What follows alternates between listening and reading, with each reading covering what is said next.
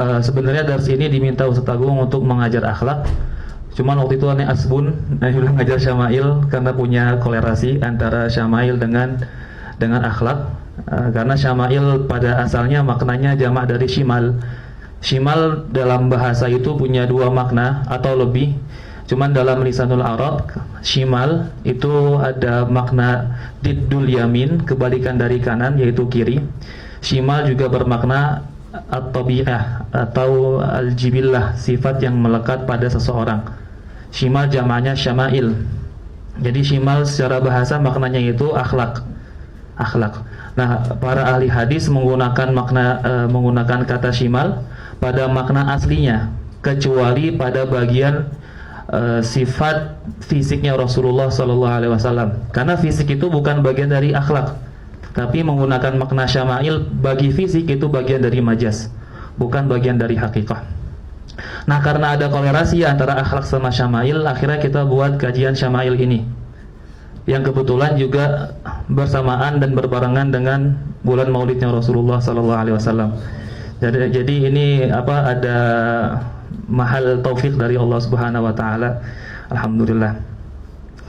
Dan sebagaimana kebiasaan para muhaddisin dalam memulai majelis hadisnya, mereka akan memulai majelis hadisnya dengan sama hadis musalsal bil awwaliyah. Bukan aneh ingin tasaddur bil majalis, cuman ingin ittiba'an li adatil muhaddisin untuk ibtida majalis hadithiyah bi tasmi al hadis al musalsal bil awwaliyah. Ini hadis musalsal bil awwaliyah mendengarkannya sudah dari lebih dari 30 masyayikh. Di antara yang sudah wafat guru aneh Al Habib Umar bin Hamid bin Abdul Hadi Al Jilani rahimahullahu taala, yang belum lama wafat di atas pesawat. Beliau mendengar hadis musalsal bil awwaliyah dari Habib Salim bin Jindan, kakeknya Habib Jindan yang di Fakhriyah. Ini juga mendengar musalsal bil awwaliyah dari Al Habib Ali Al Jufri, masih hidup beliau mendengarnya dari Syekh Zakiyuddin Ibrahim. Ini mendengar musalsal bil awwaliyah dari 11 muridnya Syekh Yasin Al Fadani. Ini juga mendengar musalsal bil awwaliyah dari Syekh Abdul Mun'im Al Hinawi Dimashqi, beliau dari Syekh Abdul Khair Al Maidani Dimashqi. Sudah wafat juga tahun 1445 Hijriah. Dan masyayikh yang tidak disebutkan satu persatu, semuanya bermuara kepada Sufyan bin Uyainah rahimahullahu taala. Qala Rasulullah sallallahu alaihi wasallam, ar-rahimuna yarhamuhumur rahman yarhamu man fil ardi yarhamukum, wa fi riwayatin yarhamukum man fis sama'. Adapun Syama'il Muhammadiyah, ini hatam Syama'il ke Syarifat Fauzi Abdul Muttalib 2 kali.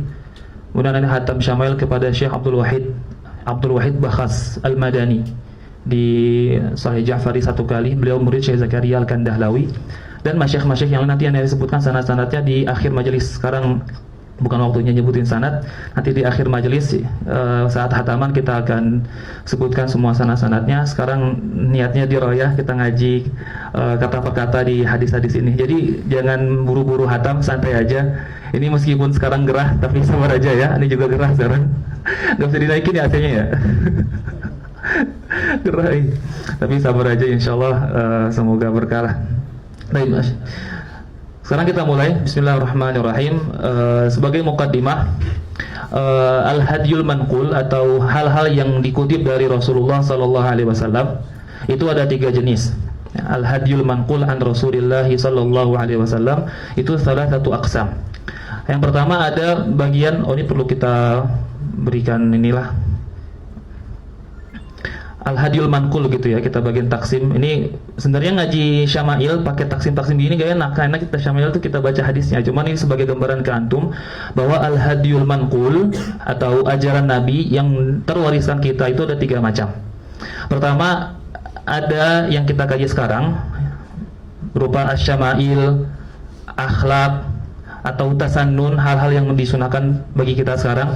Itu yang pertama, Asy-Syama'il. Yang kedua, ada yang namanya al-mu'jizat wa khawarikul adat. Al-mu'jizat wa khawarikul adat. Yang terakhir, ada yang namanya al-khasa'is wal kamalat. Al-khasa'is wal kamalat. Ini 3 hal yang dikutip dan diwariskan oleh Rasulullah SAW kepada kita. Pertama, tentang syama'il, tentang akhlaknya Rasulullah SAW. bagian masuk dari syama'il itu hal-hal hukum dan segala jenis macamnya. Kemudian al-kamalat wal khasais, hal-hal yang khusus ada pada Rasulullah sallallahu alaihi wasallam. Dan yang ketiga al-mu'jizat, hal-hal yang menyelisihi kebiasaan manusia, al-mu'jizat wa khawarikul adat. Adapun al-mu'jizat wa khawarikul adat itu disebutkan oleh Al-Hafiz Ibnu Hajar Al-Asqalani dan juga Al-Qadi Ibnu Iyad rahimahullah ta'ala, bahwa mu'jizatnya Rasulullah sallallahu alaihi wasallam itu lebih dari 3.000. Ada tazidu ala 3,000 mu'jizati Rasulullah sallallahu alaihi wasallam. Bahkan semua mu'jizatnya para nabi sebelumnya itu yang pernah diberikan oleh Allah Subhanahu wa taala itu sudah dikumpulkan dan diberikan kepada Rasulullah secara keseluruhan. Artinya semua mu'jizat yang pernah diberikan kepada para nabi sebelum Nabi Muhammad sallallahu alaihi wasallam dikumpulkan semuanya dan diberikan kepada Rasulullah sallallahu alaihi wasallam. Bahkan kata Imam As-Suyuti rahimahullah ta'ala dalam kitabnya Al-Bahir fi hukmin nabiyyi bil batini wal zahir, ada kitab namanya Al-Bahir. Tadi mukjizat Nabi berapa? Lebih dari 3.000 ya. Tazidu ala 3,000. Disebutkan oleh Al-Qadi Iyad sama Al-Hafiz Ibnu Hajar Asqalani. Dan kita katakan bahwa semua mukjizat yang pernah diberikan kepada Nabi sebelumnya itu sudah diberikan kepada Nabi Muhammad SAW, baik semisalnya maupun lebih bagus dari apa yang pernah diberikan kepada Nabi sebelumnya. Lalu kita akan kutip sebuah kutipan penting dari Imam Suyuti rahimahullah dalam kitabnya apa? Al-Bahir fi hukmin Nabi bil batini wal zahir. Al-Bahir fi hukmi an-nabi bil batini wal zahir. Ada kutipan bagus dalam kitab ini di mana Imam Suyuti bilang ma u'tiya ahadun minan nabiyyina mu'jizatan illa wa li nabiyyina sallallahu alaihi wasallam mithluha aw khairun minha. Ma u'tiya ahadun minan nabiyyina mu'jizatan illa wali nabiyyina sallallahu alaihi wasallam mithluha aw khairun minha. Tidak pernah diberikan kepada seorang pun di antara para nabi sebuah mukjizat kecuali bagi nabi kita memiliki hal yang sama atau lebih bagus daripada mukjizat yang pernah diberikan, kata Imam Suyuti. Lalu beliau memberikan contoh bahwa Nabi Isa alaihi salam diberikan mukjizat apa? Ihya'ul mauta, menghidupkan orang yang telah mati. Nabi SAW diberikan sesuatu yang lebih bagus daripada ihya'ul mauta. Apa? Kata Imam Suyuti, haninul jaza, kerinduan pelepah kurma. Kenapa lebih bagus daripada ihya'ul mauta? Karena ihya'ul mauta sya'nuhu al-hayah. Dia memang punya bagian untuk bisa hidup, karena orang yang sudah hidup dimatikan. Adapun haninul jaza, kerinduan pelepah kurma, dia nggak bisa hidup kayak manusia. Maka menghidupkan sesuatu yang tidak bisa hidup lebih bagus daripada menghidupkan sesuatu yang min sya'nihi hayah. Maka kata Suyuti, haninul jaza afdalu bi katsirin min ihya'il mauta di Sayyidina Isa alaihi salam. Makanya itu kata beliau, ma u'tiya ahadun minan nabiyyina mu'jizatan illa wa li nabiyyina mithluha aw khairun minha.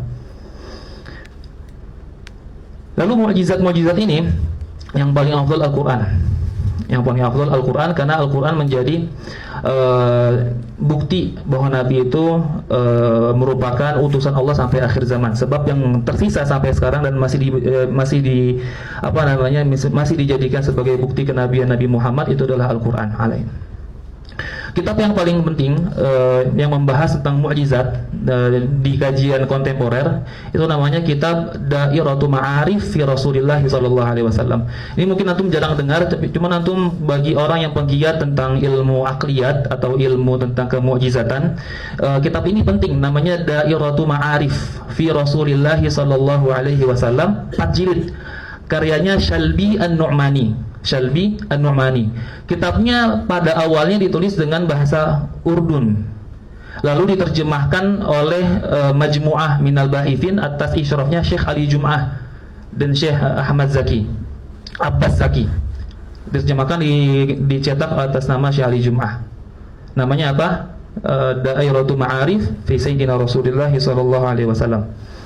Itu kalau antum tahu Syekh Mustafa Sabri dalam kitab Mauqiful Aql, itu beliau sering mengutip dari kitab Dairatul Ma'arif saat kitab tersebut belum diterjemahkan ke bahasa Arab. Lalu Syekh Mustafa Sabri yang menerjemahkan sendiri karena beliau yahsun lughatu urduniyah.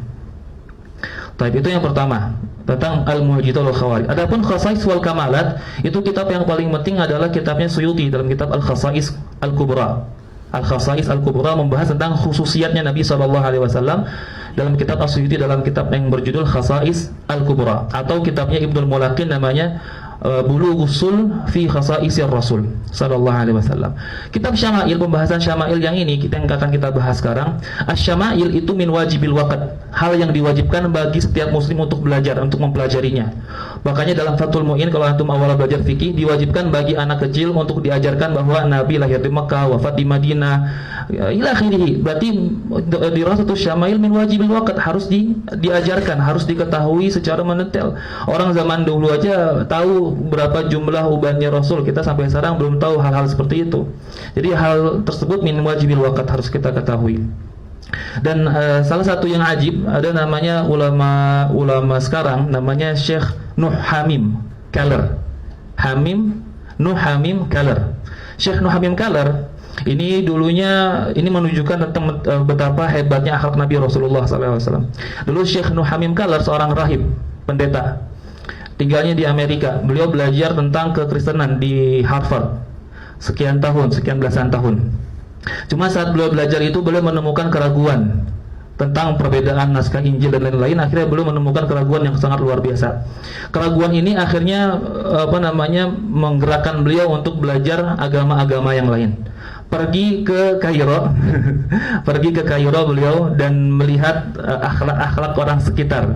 Jadi ajibnya, beliau pergi ke Kairo dan melihat akhlak orang sekitar, melihat sisi positifnya. Orang menghormati kitab sucinya, nggak ada yang ditaruh di bawah. Kalau ada orang asing dihormati. Jadi melihat sisi positifnya. Akhirnya karena melihat itu semua, beliau tergerak buat belajar Islam. Pas belajar Islam, beliau akhirnya masuk Islam. Jadi awalnya melihat akhlaknya orang Masri. Kemudian tergerak belajar Islam dan mempelajari Islam. Masuk Islam akhirnya beliau. Setelah masuk Islam, dan beliau sudah sepuh, bertemu dengan Syekh Usama Azhari, hafizahullah ta'ala. Ditanya sama Syekh Usama, Syekh Nuh Hamim, apa yang yalfut nazarak hatta tadkhul ilal Islam? Apa yang membuat kamu itu berpaling akhirnya masuk Islam? Kata beliau, akhlakun Nabi al-Muhammadiyah, akhlak Nabi SAW.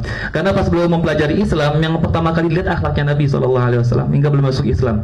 Dan Syekh Nuh Hamim Kalar ini tinggalnya sekarang di Jordan, menerjemahkan Umdatus Salik ke bahasa Inggris, mengajar tasawuf dan menjadi mursyid thariqah Syadziliyah. Dulunya rahib, dulunya seorang pendeta, belajar kekristenan di Harvard sekian belas tahun di sana belajarnya. Masuk Islam karena melihat pertama yang menggerakkan dia masuk Islam, pertama karena akhlak Masri yang menghormati ghuraba, orang-orang asing. Yang kedua karena akhlaknya Nabi SAW, sehingga beliau masuk Islam di sana. Berarti akhlak Nabi syai' muhim. Bahkan dulu orang Badawi, orang yang orang pedalaman datang ke Madinah, terus lihat wajah Nabi, dibilang saya beriman dengan orang ini. Kenapa ente beriman sama orang ini? Araftu anna wajhahu laisa wajha kadzdzab. Karena aku tahu wajahnya bukan wajah pendusta. Masuk Islam. Berarti akhlak Nabi ini, wajahnya, gerak-geriknya, semuanya memberikan nilai-nilai yang positif. Makanya kita mau tidak mau, meskipun kita sekarang tidak pernah merasakan zaman tersebut, harus minimal mempelajarinya gitu, mempelajarinya. Dulu seorang penyair bilang, akhillaya, wahai kedua kawanku, bilang akhillaya in syattal habibu wa rab'uhu, akhillaya in syattal habibu wa rab'uhu, wa azzat talaqihi wa na'at manaziluh, wa fatakum an tanzuruhu bi'ainikum fama fatakum bis-sam'i fahadi syama'iluh. Bilang, kata seorang penyair, akhillaya, wahai kawan-kawanku, insyattal habibu wa rab'uhu, jika jauh seorang kekasih dan tempat tinggalnya, wa azza talaqihi wa na'at manazilu, dan sulit bertemu dan sangat jauh tempat tinggalnya, wa fatakum an tanzuruhu bi'ainikum fama fatakum bisam'i hadhi syama'iluh, dan kau telah luput untuk melihat dengan matamu, maka jangan pernah luput telingamu, maka ini adalah syama'ilnya Rasulullah sallallahu alaihi wasallam. Baik, hadza syama'il. Kata Syekh Usama Al-Azhari dulu beliau pernah bilang, hadis Nabi sebagaimana yang diteliti oleh Ibnu Hajar Al-Asqalani, totalnya ada 60.000 tanpa yang terulang.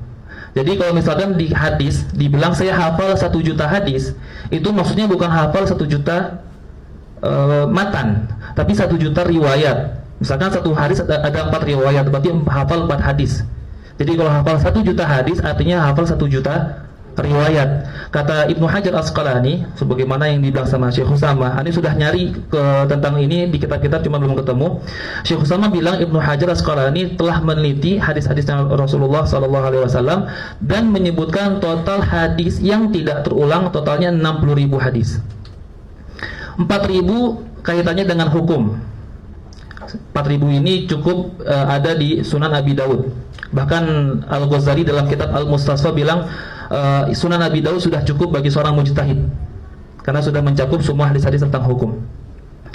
Lalu sisa 56.000 anggap tentang kisos, tentang kisah-kisah dan hikayat.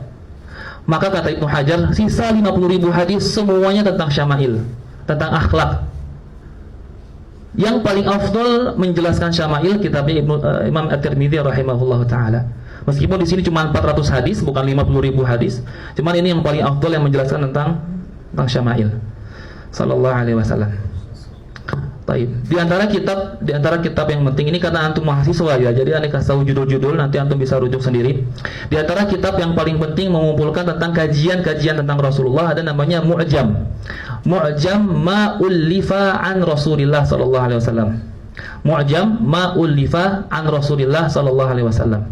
Karyanya Salahuddin Al-Munajjid. Mu'jam ma ullifa an Rasulillah sallallahu alaihi wasallam. 706273. Mu'jam ma ullifa an Rasulillah. Ini kitab karya Salahuddin Al-Munajjid, ada PDF-nya. Menghimpun judul-judul kajian atau kitab-kitab yang mengkaji tentang Rasulullah SAW. Totalnya ada 1.600 judul yang mengkaji tentang Rasulullah SAW. Beliau bilang di sana tidak ada setiap gerakan maupun diamnya Rasul pasti ditulis jadi kitab.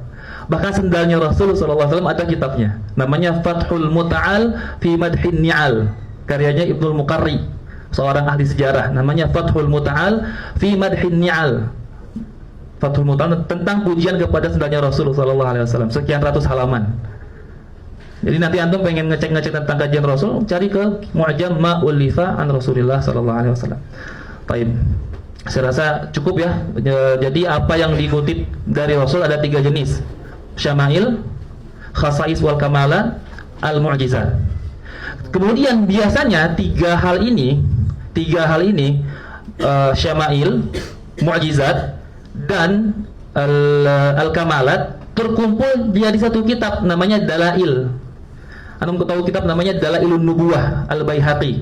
Itu kitab Dalail Nubuwah isinya 3 ini. Isinya syama'il, mu'jizat dan khasais. Namanya kitab Dalail. Kitab Dalail mencakup 3 hal ini. Adapun yang terpisah, misalkan antum pengen jadi mu'jizat, cari ke kitab Dairatul Ma'arif. Al-Khasais wal Kamalat cari ke Khasais Al-Kubra Suyuti. Asy-Syama'il buka Syamil Tirmidzi. 3 hal ini berkumpul dalam kitabnya Dalail Nubuwah karya Al-Baihaqi rahimahullahu taala. Baik, sekarang kita mulai dari sini. Saya mukadimah cukup di situ. Antum sudah tahu bahwa Syama'il jamak dari Shimal. Shimal punya banyak makna, tapi yang masyhur di antaranya cuma 2. Shimal diddu al-yamin atau shimal makna tabi'ah atau jibillah, suatu sifat yang melekat pada orang. Baik, kita baca sekarang hadisnya Rasulullah, hadisnya Syama'il. Bismillahirrahmanirrahim.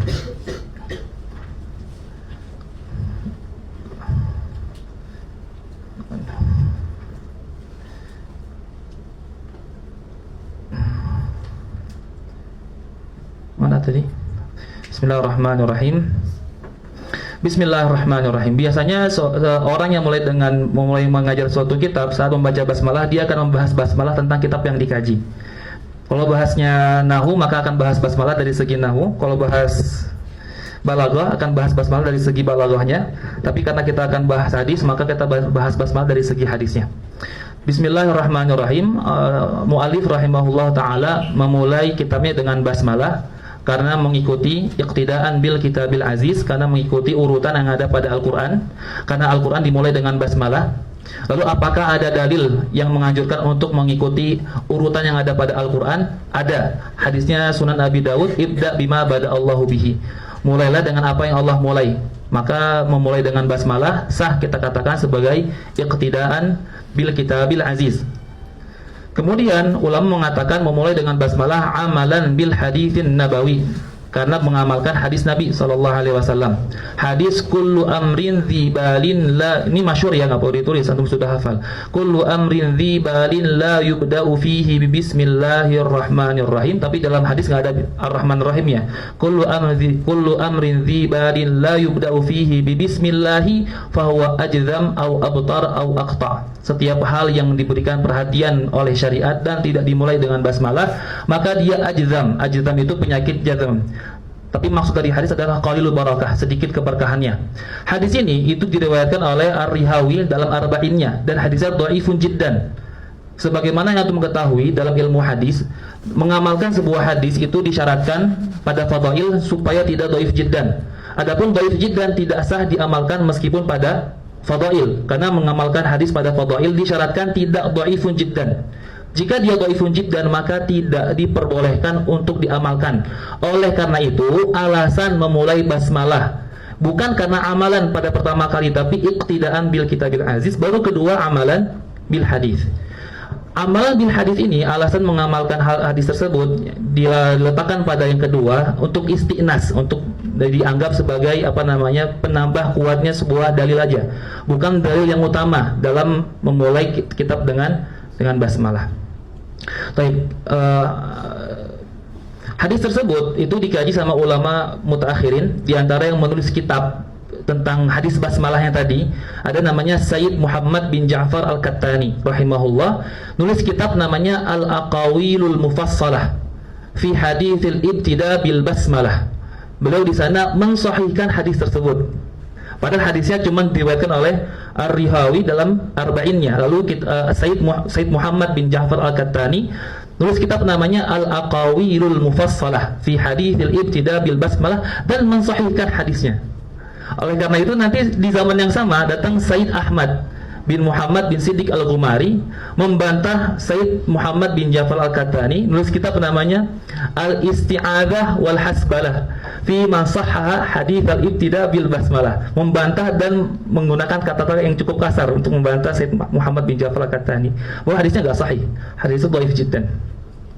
Taib. Ala kulli hadisnya dhaifun jiddan, tidak sah diamalkan. Adapun hadis yang kedua nanti ada hadis kullu amrin dzibadin la yubda'u bilhamdulillah fahuwa ajzam au aqta au ajzam au abtar. Itu hadisnya hasan, dihasankan oleh Ibnu Shalah dan Nawawi. Adapun hadis bismillah dhaifun jiddan. Tapi yang mendukung akhirnya ini diamalkan, hadisnya Imam Ahmad bin Hanbal belum mengatakan kullu amrin dzibadin la yubda'u fihi bi dzikrillah. Jadi ada 3 riwayat. Riwayat pertama bi bismillah, dhaifun jiddan, riwayat Ar-Rihawi. Kita katakan tidak dijadikan sebagai dalil utama. Yang kedua ada hadis la yubda'u fihi bilhamdulillah. Hadisnya hasan, dihasankan oleh Ibnu Shalah dan Nawawi. Hadis ketiga la yubda'u fihi bi dzikrillah. Dan dzikrillah umum, masuk di antaranya basmalah. Akhirnya kullu amrin dzibalin la yubda'u fihi bi dzikrillah menjadi penguat bagi hadis bismillah yang pertama. Karena dzikrillah itu umum, sehingga kita sahkan untuk mengamalkan hadis yang pertama tadi. Ada 3 riwayat ya. Riwayat pertama bi bismillah dhaif jiddan, yang kedua bilhamdulillah hasan, dihasankan oleh Ibnu Shalah dan Nawawi. Yang ketiga bi dzikrillah, riwayatnya Imam Ahmad bin Hanbal. Dan bi dzikrillah ini umum, karena umum akhirnya bisa kita jadikan sebagai dalil. Bismillahirrahmanirrahim. Antum kalau ngajian aneh nggak apa-apa, minum santai aja ya. Mau bawa kopi santai, aneh orangnya santai banget. Aneh aus. Kalau minum nggak apa-apa.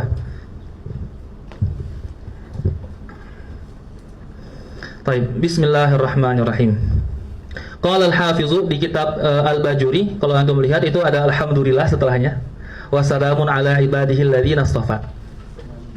Itu alhamdulillah wassalamun ala ibadihi alladzina astafa, itu dugaan yang kuat merupakan hal yang dimasukkan oleh ruwatul kitab.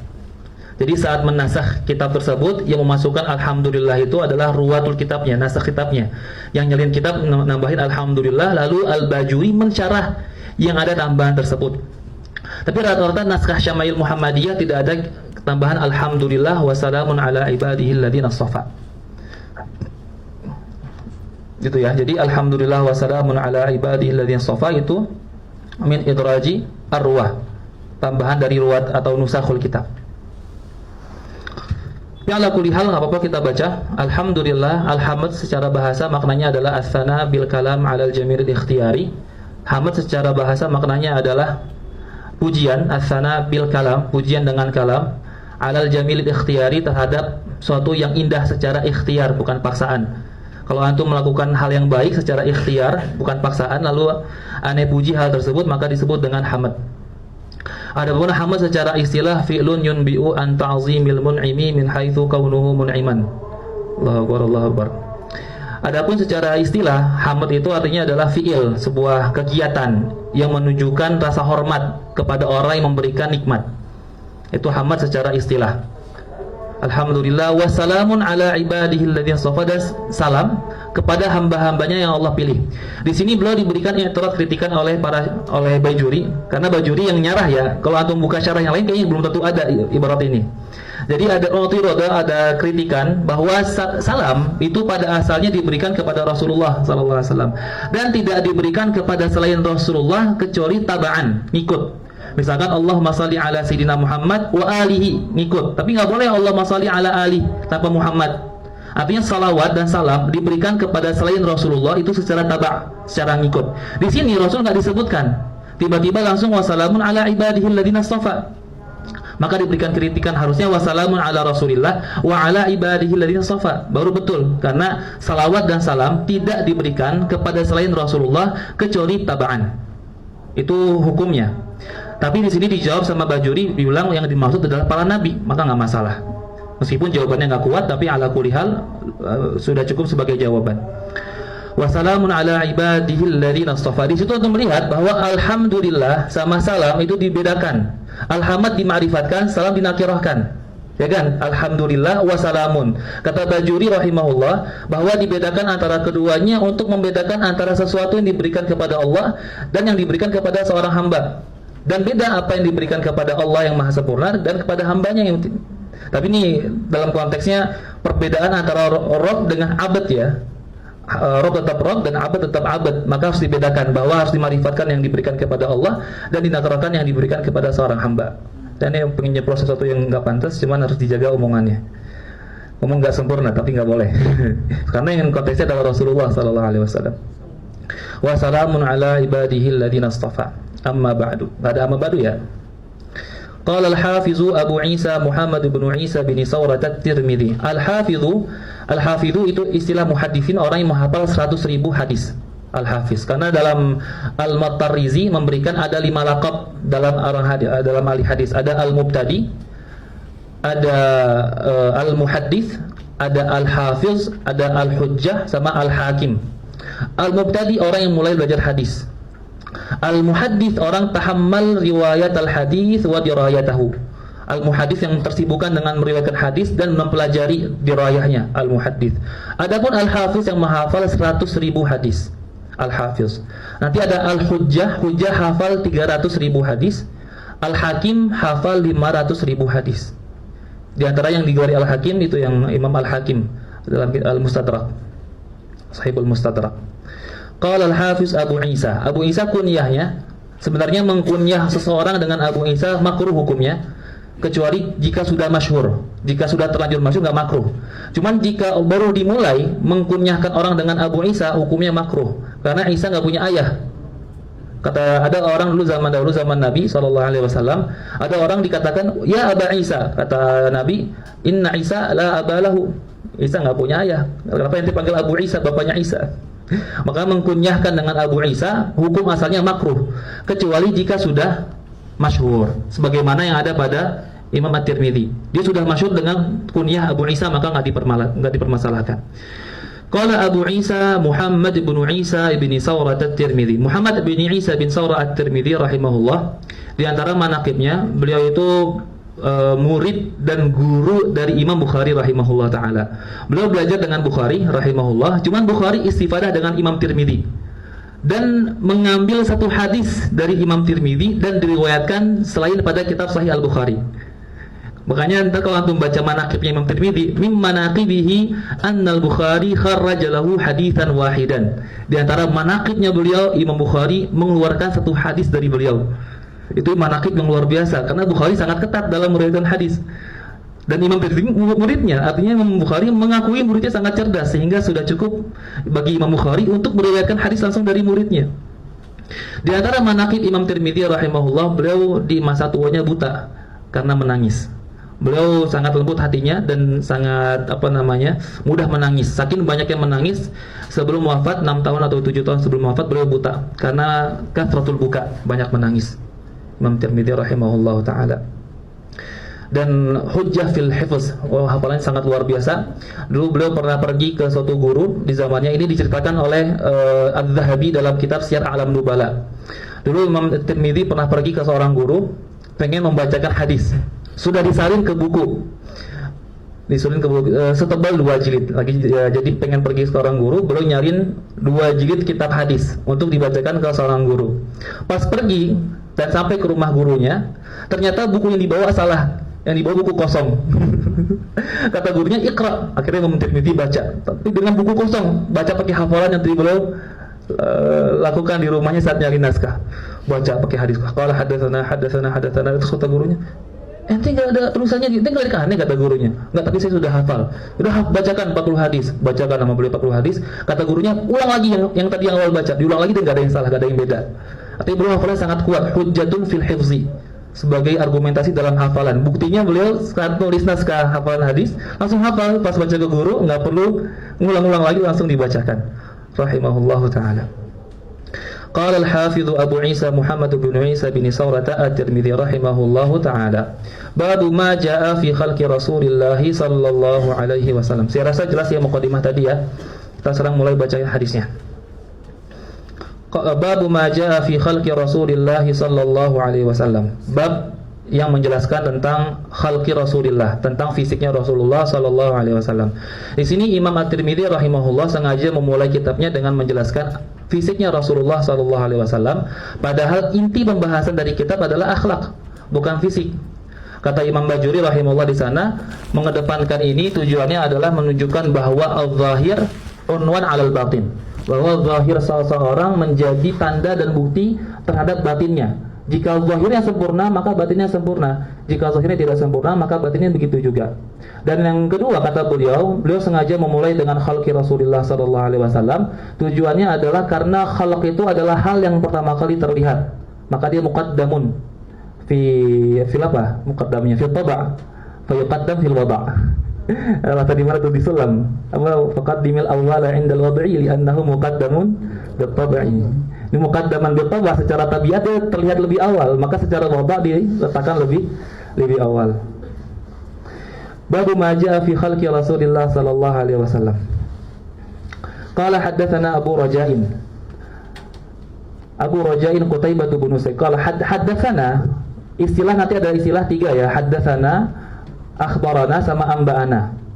3 istilah ini, haddatsana, akhbarana, amba'ana, indal mutaqaddimin sawa. Menurut ulama hadis yang terdahulu itu sama, satu jenis, enggak ada perbedaannya. Di antara yang menyamakan haddatsana, akhbarana sama amba'ana itu disamakan oleh mutaqaddimin. Di antaranya siapa ya? Di antaranya Al-Bukhari rahimahullah menyamakan ketiga-tiganya, haddatsana, akhbarana sama amba'ana. Cuman mutaakhirin membedakan 3 hal tersebut. Haddatsana itu untuk jika guru membacakan hadis secara langsung. Aneh baca hadis ini, maka nanti saat antum meriwayatkan haddatsana. Adapun akhbarana itu jika antum yang baca, guru mendengar, atau kawan yang baca, antum mendengar. Jadi akhbarana saat yang baca adalah al-hadirin, lalu gurunya menyimak. Adapun amba'ana itu jika antum tidak mendengar tapi mendapatkan ijazah. Antum hadir mampir ke rumah guru, ya Syekh, ane pengen ijazah syama'il, ajastuka bis syama'il. Akhirnya antum bilang ke orang-orang, anba'ana bis syama'il Muhammadiyah Syekh fulan. Nah, boleh bilang antum haddatsana akhbarana karena antum tidak mendengar, tidak membaca.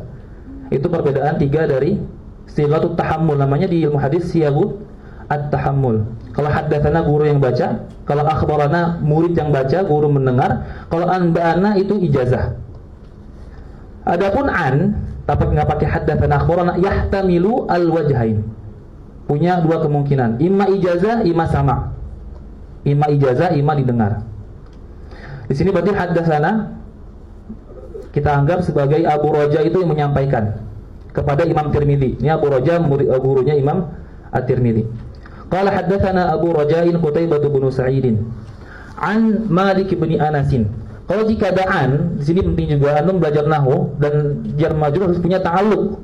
Ya, jar harus punya ta'alluq. Kalau ada an pada sanad hadis, maka dia ta'alluqnya kepada hal yang dibuang. Kepada hal yang dibuang, takdirannya haddatsana Abu Raja'in hala kaunihi naqilan an Malik bin Anas. Jadi gini, an Malik itu ta'alluqnya dengan hal yang dibuang, takdirannya hala kaunihi ay hala kauni Qutaibah naqilan an Malik bin Anas. An Malik bin Anasin an Rabi'ata, juga sama, an Rabi'ata hala kaunihi naqilan an Rabi'ata bin Abdurrahman. Nanti seterusnya gitu terus, tinggal antum kiaskan. An Malik bin Anas ay hala kaunihi naqilan an Anas bin Malik an Rabi'ata ibni Abdurrahman an Anas bin Malik annahu sami'ahu yaqul kana Rasulullah sallallahu alaihi wasallam laisa bil tawilil ba'ini wala bil qasir wala bil amyadil amhaqi wala bil adam wala bil ja'dil qatati wala bis sabiq ba'athahu Allah ta'ala ala ra'si 40 sanah فأقام بمكة 10 سنين وبالمدينة 10 سنين وتوفاه الله على رأس 60 سنة وليس في رأسه ولحيته 20 شعرة بيضاء. Hadis pertama, hadisnya Anas bin Malik rahimahullah taala, khadimu Rasulillah sallallahu alaihi wasallam. Beliau Anas bin Malik berkhidmat kepada Rasulullah pada umur 10 tahun. Dan di antara manaqibnya Anas bin Malik, lalu pas dulu Anas bin Malik dibawa oleh ibunya ke Rasulullah. Ini masyhur kisahnya kan, waktu Anas bin Malik dibawa oleh ibunya ke Rasulullah sallallahu alaihi wasallam, lalu ibunya bilang ke Rasulullah, "Ya Rasulullah, ud'u li ibni hada." Doakanlah untuk anakku ini. Kata Rasulullah, "Allahumma barik lahu fi umrihi wa fi waladihi wa fi malihi." Berikanlah keberkahan bagi umurnya, anaknya dan harta-hartanya. Lalu diberikan keberkahan umurnya sampai 96 tahun. Anaknya yang sebelum beliau wafat yang dikubur lebih dari 100 orang yang dikubur, anak dan cucunya. Lalu hartanya, tamannya itu 1 tahun 2 kali panennya, padahal orang-orang cuma sekali. Anas bin Malik annahu sami'ahu yaqul bahwa Anas bin Malik mendengarnya berkata, kana Rasulullah sallallahu alaihi wasallam, Rasulullah itu laisa bil tawilil ba'in, tidak tinggi yang sangat. Laisa bil tawilil ba'in, tidak tinggi yang sangat. Al-ba'in itu imma diambil dari kata bana yabunu baunan atau bana yabinu bainan. Kalau diambil dari bana yabinu baunan, itu maknanya jauh, tidak tinggi yang jauh, tidak tinggi yang sangat. Kalau diambil dari kata bana yabinu bainan, itu yang jelas, enggak tinggi yang jelas, maksudnya tingginya itu tinggi sedikit. Jadi al-bain ini imma diambil dari kata bana yabinu bainan atau bana yabunu baunan. Kalau diambil dari baunan, maknanya itu jauh, tingginya itu jauh, berarti sangat tinggi sekali. Tapi kalau diambil dari bana yabinu bainan, berarti tingginya jelas, sangat tingginya jelas. Kata Anas bin Malik, Rasulullah sallallahu alaihi wasallam tidak memiliki tinggi yang sangat jelas atau tinggi yang sangat jauh. Beliau tinggi tapi tidak tinggi banget. Karena saat antum melihat uslub Arab dan uslub tersebut muqayyad dengan qaid, lalu datang nafi, maka nafi tersebut yatawajjah ilal qaid. Antum misalkan bilang gini, orang tersebut bukan pelajar yang serius. Kan bukan tuh nafi. Nafi masuk kepada kalam muqayyad. Maka nafi tersebut akan tertuju pada qaidnya. bukan tertuju kepada aslul jumlah. Maka yang dinafikan adalah seriusnya. Dia pelajar tapi tidak serius. Kayak di kalam ini, laisa bil tawilil bain. Ada nafi, yaitu laisa, masuk kepada kalam muqayyad. Maka nafinya, laisanya akan tertuju kepada qaid, yaitu al-bain. Artinya nabi tinggi tapi tidak bain.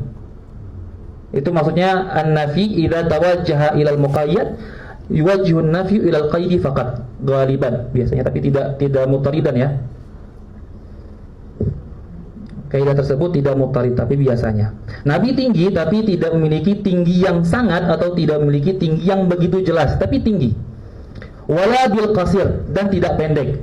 Saat menafikan qasir, pendek, langsung dinafikan aja. Beliau tidak pendek. Beliau tinggi tapi tidak pendek. Tinggi tapi tidak pendek. Wala bil abyadil amhaqi, dan nabi juga tidak putih yang amhaq. Amhaq itu syadidul bayad, putih yang tidak bercampur dengan merah. Putih yang benar-benar putih khalis namanya amhaq. Berarti nabi itu putih tapi tidak putih yang khalis. Putihnya itu masyub bil humrah. Nabi punya kulit yang putih tapi bercampur dengan kemerah-merahan. Baik. Wala bil amyadil amhaqi, karena salah satu faedah penting itu bagi orang Arab, putih yang khalfan putih itu aib. Karena penyakit. Putih itu bagi orang Arab harus tercampur dengan warna merah atau bercampur dengan warna yang lain. Nggak boleh putih khalsan, putih semua, itu aib. Makanya dulu aneh pertama kali tahu ini aib dari supir taksi. Dulu aneh naik taksi ke Muqattam, lalu aneh bicara sama supir taksinya. Terus kita bicara tentang orang-orang Indonesia. Orang Indonesia menilai putih itu sebagai kebanggaan dan luar biasa, putih ganteng, ngomong cantik kalau putih itu. Oh iya, kalau di kita aib. Kok bisa aib? Itu penyakit katanya. Oh iya ya, penyakit ya. Akhirnya nih setelah itu nggak lama mutalaah kitab ketemu faidahnya dari Syaikhul Fatah Abu Guddah. Beliau bilang bahwa orang Arab jika bilang ke orang lain ente putih, itu caci maki namanya. Ente abyad, itu tuh caci maki, itu aib. Karena putih itu nggak boleh dikatakan bagi orang Arab. Kalau ente bilang hamra apa humayra itu bagus. Tapi kalau ente abyad itu bukan pujian. Itu aib, mencela itu namanya. Karena putih khalsan itu penyakit. Makanya mensifati Rasul wala bil abyadil amhaqi, bukan yang putihnya itu putih yang sangat putih sehingga tidak ada kemerah-merahan, tapi Nabi putih dan kemerah-merahan. Putih kemerah-merahan. Wala bil abyadil amhaqi, wala bil adam. Al-adam pada asalnya, al-adam itu maknanya adalah al-asmar al-adam. Coklat yang sangat coklat. Pada asal maknanya ya, al-adam maknanya adalah coklat yang sangat coklat. Tapi al-adam di sini maknanya bukan al-mutabadar fil lughah, bukan hal yang langsung terlintas pada lughah bahwa maknanya itu coklat. Tapi makna al-adam di sini adalah al-humrah al-mukhalid bil bayad. Adalah kemerah-merahan yang bercampur dengan putih. Maknanya humrah, jadi wala bil adam, tidak merah banget tapi merahnya bercampur dengan putih. Jadi antum mensifati kulitnya Rasul itu putih kemerah-merahan atau merah yang keputih-putihan. Tergantung keadaan. Kalau terkena matahari merah tapi keputih-putihan. Tapi kalau nggak kena matahari putih tapi kemerah-merahan. Tergantung keadaan. Wala bil adam. Jadi bil adam kalau antum cek ke mana? Ke Mu'jam, yang nampak nanti warnanya warna coklat. Jangan antum artikan Rasul tidak begitu coklat tapi coklat, itu salah. Karena bil adam makna coklat itu al-mutabadar fil lughah, tapi di sini maknanya bukan itu. Makna bil adam maksudnya adalah wala bisa murah, bukan yang sangat coklat, tapi bukan yang sangat sangat merah gitu ya. Meskipun pada asal maknanya adalah coklat. Wala bil adami, wala bil ja'dil qatati. Al-ja'd itu artinya keriting. Al-qatati yang sangat keriting. Al-qatat bisa dibaca dua, bisa al-qatat atau al-qatid, bisa dibaca dua. Wala bisabiti, asabit bisa dibaca tiga, bisa as-sabati, as-sabiti, as-sabti. Bisa di kasrah ba, fathah ba atau sukun ba. Wala bisabiti, tidak rambut yang lurus seperti orang Cina tuh yang rambutnya lurus, namanya sabit. Apa bahasa kita ya? Rambut kayak gitu. Kalau misalkan dicatok kan begitu tuh, dicatok, rambut dicatok. Itu namanya sabit, rambut yang sangat lurus. Tapi beliau tuh keikal-ikalan. Disebutnya rajil, rambut yang keikal-ikalan, nggak gitu lurus, nggak gitu keriting, namanya rajil.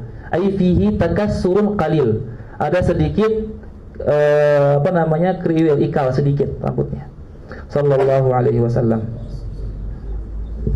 Ini gerah banget, ini ke penggerahan tadi. Nanti gak gerah. Wala bil ja'dil qatati wala bis sabti. Ba'athahu Allah Ta'ala ala ra'si 40 sana. Allah utus Rasulullah sallallahu alaihi wasallam ala ra'si 40 sana, di penghujung tahun ke-40. Jadi ala ra'si 40 sana, kalau antum melihat nanti ada yang menafsirkan dengan dua penafsiran. Penafsiran pertama fi awwali 40 sana, ada yang mengatakan fi a'la ra'si 40 sana. Ada yang menafsirkan pada awal 40 tahun, ada yang menafsirkan pada akhir tahun ke-40. Tapi yang tahqiq sebagaimana yang disebutkan oleh Ibnu Hajar, fi ra'si 40 sana, maknanya adalah fi a'la 40 sana, di akhir atau penghujung tahun ke-40. Faqama bi Makkah 10 sinin. Lalu beliau menempati di Mekah selama 10 tahun. Di Mekah beliau 10 tahun Rasulullah.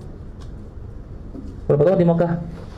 13. Tahun di Mekah 13. Di sini menyebutkan bi Makkah 10 sinin, itu ada dua ihtimal penjelasannya.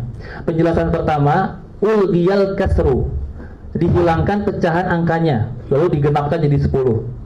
Namanya ilghaul kasr, menggenapkan angka. Itu ihtimal pertama. Ihtimal kedua penjelasannya adalah 10 tahun yang dimaksud oleh hadis ini adalah beliau menempati Mekah selama 10 tahun sebagai Rasul sallallahu alaihi wasallam. Adapun sebagai Nabi 3 tahun di awal. Karena saat Nabi dapat wahyu, yang pertama Iqra bismi rabbika, itu wahyu berhenti, fataral wahyu, sampai turun ya ayyuhal mudaththir selama 3 tahun nunggunya. Jadi awal wahyu Iqra bismi rabbika turun saat di Gua Hira, itu berhenti selama 3 tahun sampai turun ya ayyuhal mudaththir. 3 tahun ini disebut Nabi itu dia sebagai Nabi, Muhammad sebagai Nabi. Sebagai Rasulnya nanti setelah ya ayyuhal mudaththir, saat beliau mulai menampakkan dakwahnya kepada orang secara umum. 3 tahun yang pertama itu berdakwah secara diam-diam, maka dikatakan sebagai Nabi. Makanya di sini fa'aqama bi Makkah 10 sinin ay rasulan. Fa'aqama sebagai Rasul 10 tahunnya. Adapun sebagai Nabi dan Rasul 13 tahun. Karena 3 tahun yang pertama itu Nabi berdakwah secara diam-diam, maka tidak dianggap sebagai Rasul. Itu alal qaul. Tapi qaul ini aneh tidak amil ila hadal qaul, tidak condong kepada qaul ini, karena yang aneh dengar dari guru-guru aneh saat menjelaskan tentang badlul wahyi, permulaan wahyu, Rasul saat mendapatkan wahyu Iqra itu langsung menjadi Rasul sallallahu alaihi wasallam. Adapun kenabian Nabi Muhammad itu sudah terjadi saat Adam belum tercipta. Hadisnya di Sahih Muslim, saat Nabi ditanya, "Ya Rasulullah, mata kunta nabiyan?" Wahai Rasul, kapan engkau jadi nabi? Kata Nabi sallallahu alaihi wasallam, "Wa Adamu baina tinatih." Dan Adam masih jadi masih jadi tanah, belum dibuat. Saya sudah jadi nabi. Berarti kenabian Nabi Muhammad itu sudah ada meskipun Nabi belum ada. Maka saat adanya Iqra itu sudah jadi Rasul. Maka yang paling bagus, ihtimal yang paling pas adalah ilghaul kasr, menghilangkan pecahan angka. Wabil Madinati 10 sinin, dan beliau menetap di Madinah selama 10 tahun. Wa tawaffahullahu ala ra'si 60 sanah, dan Allah wafatkan beliau di penghujung tahun 60. Ini ala ra'si 60 sanah sama juga ala ihtimal ilghail kasr atau ala ihtimali ahadil aqwal. Jadi di sini dua kemungkinan juga. Imma kemungkinan pertama menghilangkan pecahan angka, atau kemungkinan kedua menguatkan salah satu pendapat bahwa Nabi memang wafatnya di umur 60. Itu pendapat yang lemah. Ada 3 pendapat tentang wafatnya Rasul. Ada yang mengatakan Rasul wafat di umur 60 tahun. Ada yang mengatakan wafat di umur 63 tahun, dan itu paling kuat dan paling masyhur. Ada yang mengatakan wafat di umur 65 tahun dengan menghitung tahun wafat dan tahun lahir. Jadi tahun wafat dan tahun lahir dipisah jadi 65. Jadi ada pendapat yang mengatakan 60 tahun, ada pendapat yang mengatakan 63, yang itu yang paling masyhur, dan 65. Walaysa fi ra'sihi wa lihiyatihi 20 sya'ratan bayda, dan tidak ada pada kepalanya Rasulullah sallallahu alaihi wasallam dan janggutnya Rasul sallallahu alaihi wasallam 20 sya'ratan bayda, 20 rambut yang putih. Beliau wafat Nabi Muhammad sallallahu alaihi wasallam dan hanya meninggalkan kurang dari 20 uban yang terdapat pada rambut dan lihyanya Rasulullah SAW. Kata Bajuri rahimahullah dalam hasyiahnya, beliau mengatakan bahwa tidak adanya uban yang banyak pada Rasulullah itu karena uban dianggap sebagai aib di mata para wanita. Karena wanita itu tidak suka melihat pria beruban. Untuk menjaga, ini kata Bajuri ya, ini sekarang mentakrir kata Bajuri dulu. Kata Bajuri, karena wanita tidak menyukai laki-laki yang beruban, maka Allah tidak memperlihatkan banyak uban di Rasulullah untuk menjaga hati para perempuan, para istrinya Rasul, supaya tidak membenci Rasulullah, karena membenci Rasulullah itu kufur. Itu takrirnya Bajuri. Jadi tidak berubannya Rasul supaya para istrinya tidak membenci Rasul karena Rasul beruban. Itu takrirnya Al-Bajuri dan jumhur syurah Syama'il. Tapi kata guruannya Habib Muhammad bin Abdul Rahman Saqaf, beliau bilang bahwa sebetulnya itu tidak pas takrir seperti itu. Karena itu maksur ala zaujatihi sallallahu alaihi wasallam. Hikmahnya hanya terdapat pada zaujat, bukan yang lain. Yang pas adalah tidak adanya uban bagi Rasulullah sallallahu alaihi wasallam, itu menunjukkan kesempurnaan dan keterseimbangan ruhnya Rasul. Karena orang jika punya ruh dan jiwa yang seimbang, dia nggak cepat tua, nggak menua. Karena penuaan dini itu biasanya muncul karena pikiran yang banyak. Pikirannya hamnya itu yang tidak bisa dikontrol, kita pikirkan terus menerus, itu cepat penuaan dini, cepat terlihat tua. Orang yang overthinking itu. Tapi kalau orang santai, sering-sering ketawa, tuh kayak misalkan ada Fawaz kawarannya itu, muda tuh wajahnya tuh, yang putih itu belakang tuh lihat ya. Itu nggak tua tuh, karena orang suka ketawa. Kalau orang di kamar terus merenung, dia itu tua tuh lama-lama tuh. Makanya kata guru Habib Muhammad Saqaf itu, Rasul tidak beruban itu karena keseimbangan, i'tidal ruhihi sallallahu alaihi wasallam. Karena keterseimbangan itu, akhirnya Rasul tidak cepat terlihat tua. Jadi bukan karena supaya para istrinya itu enggak benci beliau, enggak. Beliau punya jiwa yang seimbang, bisa mengontrol pikiran sehingga enggak cepat terlihat tua. Rambutnya masih hitam dan masih bugar. Nanti kita akan lihat bentuknya fisik Rasul. Bahwa nanti Rasul itu di masa tuanya nggak lewat Kalau orang sudah tua kan biasanya dagingnya itu suka melihat-lihat tuh kendor kulitnya. Nabi enggak, Nabi barin mutamasik, saling terikat, kulitnya kasih kencang meskipun sudah tua. Ini akan kita lihat. Ya walaysa fi rasihi wa lihiyadihi 20 sya'ratan bayda. طيب قال حدثنا حميد بن مسعدة البصري قال حدثنا عبد الوهاب الثقفي عن حميد عن أنس بن مالك قال كان رسول الله صلى الله عليه وسلم ربعة ليس بالطويل ولا بالقصير حسن الجسم وكان شعره ليس بجعد ولا سبط. Ingat ya, sabutin bisa dibaca 3 ya, sabitin, sabatin, sabutin. Wala sabatin asmaral launi idza masya yatakaffa. Hadis Anas bin Malik rahimahullah, beliau mengatakan kana Rasulullah sallallahu alaihi wasallam rab'atan. Rab'atan maksudnya itu proporsional, bahasanya proporsional, ideal. Tapi saat ada hadis yang menafsirkan hadis itu, saat menafsirkan Rasul rab'atan, ideal itu penakaran yang takribi, pendekatan. Karena Nabi itu lebih condong ke tinggi, sedikit tinggi. Karena bahkan rab'atan itu kata Bajuri hadat takribi, sebatas pendekatan, tapi bukan tahdidi, bukan pasti bahwa Nabi itu rab'ah, enggak. Nabi itu ilatul aqrab, lebih dekat kepada tinggi. Laisa bitawil, tidak tinggi. Yang dimaksud laisa bitawilil bain, ditafsirkan dengan hadis sebelumnya. Jadi laisa bitawil jangan antum artikan tidak tinggi, tapi tidak tinggi yang sangat. Dari mana antum tahu? Dari hadis yang sebelumnya. Ini cara jamak bainal ahadis, tidak bisa menjelaskan hadis secara sendiri, secara mustaqil, tapi harus digabungkan dengan hadis yang sebelumnya atau setelahnya. Laisa bitawil, tidak yang tinggi sangat, wala bil qasir, dan juga tidak pendek. Hasanal jismi, punya tubuh yang bagus. Wa kana sya'ruhu, sya'ar dalam bahasa Arab yajuzul wajhan, fathul ain wa sukunuha. Bisa dibaca sya'arun, bisa dibaca sya'run, dua-duanya benar. Yang paling fasih fathah ain. Wa kana sya'ruhu.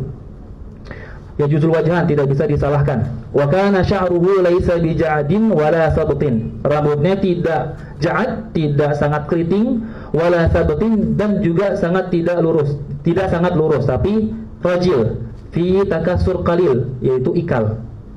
Asmaral laun, ingat ya makna asmar yang tadi saya katakan, maknanya bukan coklat, tapi kemerah-merahan yang bercampur dengan putih. Jadi asmaral laun itu maknanya adalah kemerah-merahan yang bercampur dengan putih. Tapi ala kulli hal, asmaral laun ini tafarrada fihi Humaid. Jadi satu-satunya orang yang meriwayatkan hadisnya Anas bin Malik dengan ucapan asmaral laun itu cuma Humaid. Tadi di riwayat itu ada an Humaidin an Anas bin Malik. Satu-satunya orang rawi yang meriwayatkan hadis Anas bin Malik dengan ucapan asmaral laun cuma Humaid. Rawi yang lain meriwayatkan dengan azharal laun, bukan asmaral laun. Jadi di sini gharibnya ada pada Humaid. Tafarrada bihi Humaid. Humaid sendirian meriwayatkan hadis dengan ucapan asmaral laun. Sisa rawinya itu dengan ucapan azharal laun. Yang mana azharal laun maksudnya adalah putih kemerah-merahan. Putih kemerah-merahan. Idza masya yatakaffa. Idza zarfiyah bukan syartiyah. Saat berjalan, bukan jika berjalan. Saat berjalan, yatakaffa. Yatakaffa maknanya adalah masya bisur'ah wa mala ilal amam. Takaffa itu berjalan dengan cepat, tapi menghadap ke depan. Itu namanya takaffa. Jalannya cepat, tapi bukan cepat dengan pemaksaan. Cepat secara natural. Dan condong ke depan. Itu namanya takaffa. Bukan condong kanan kiri. Karena kalau ada orang jalan cepat, kanan kiri kayak orang sombong. Gini-gini itu kanan kiri, enggak, boleh ke depan fokus. Takaffa namanya. Maka dibilang idza masya bukan idza masya syari'an, enggak, tapi idza masya itu ya takaffa. Karena jalan cepat dengan fokus ke depan itu dilakukan dengan takaffa. Takaffa itu jalan cepat, cepatnya bukan dengan paksaan tapi dengan natural, dia fokus ke depan. Fokus ke depan. Tayyib. Karena idza masya ya takaffa.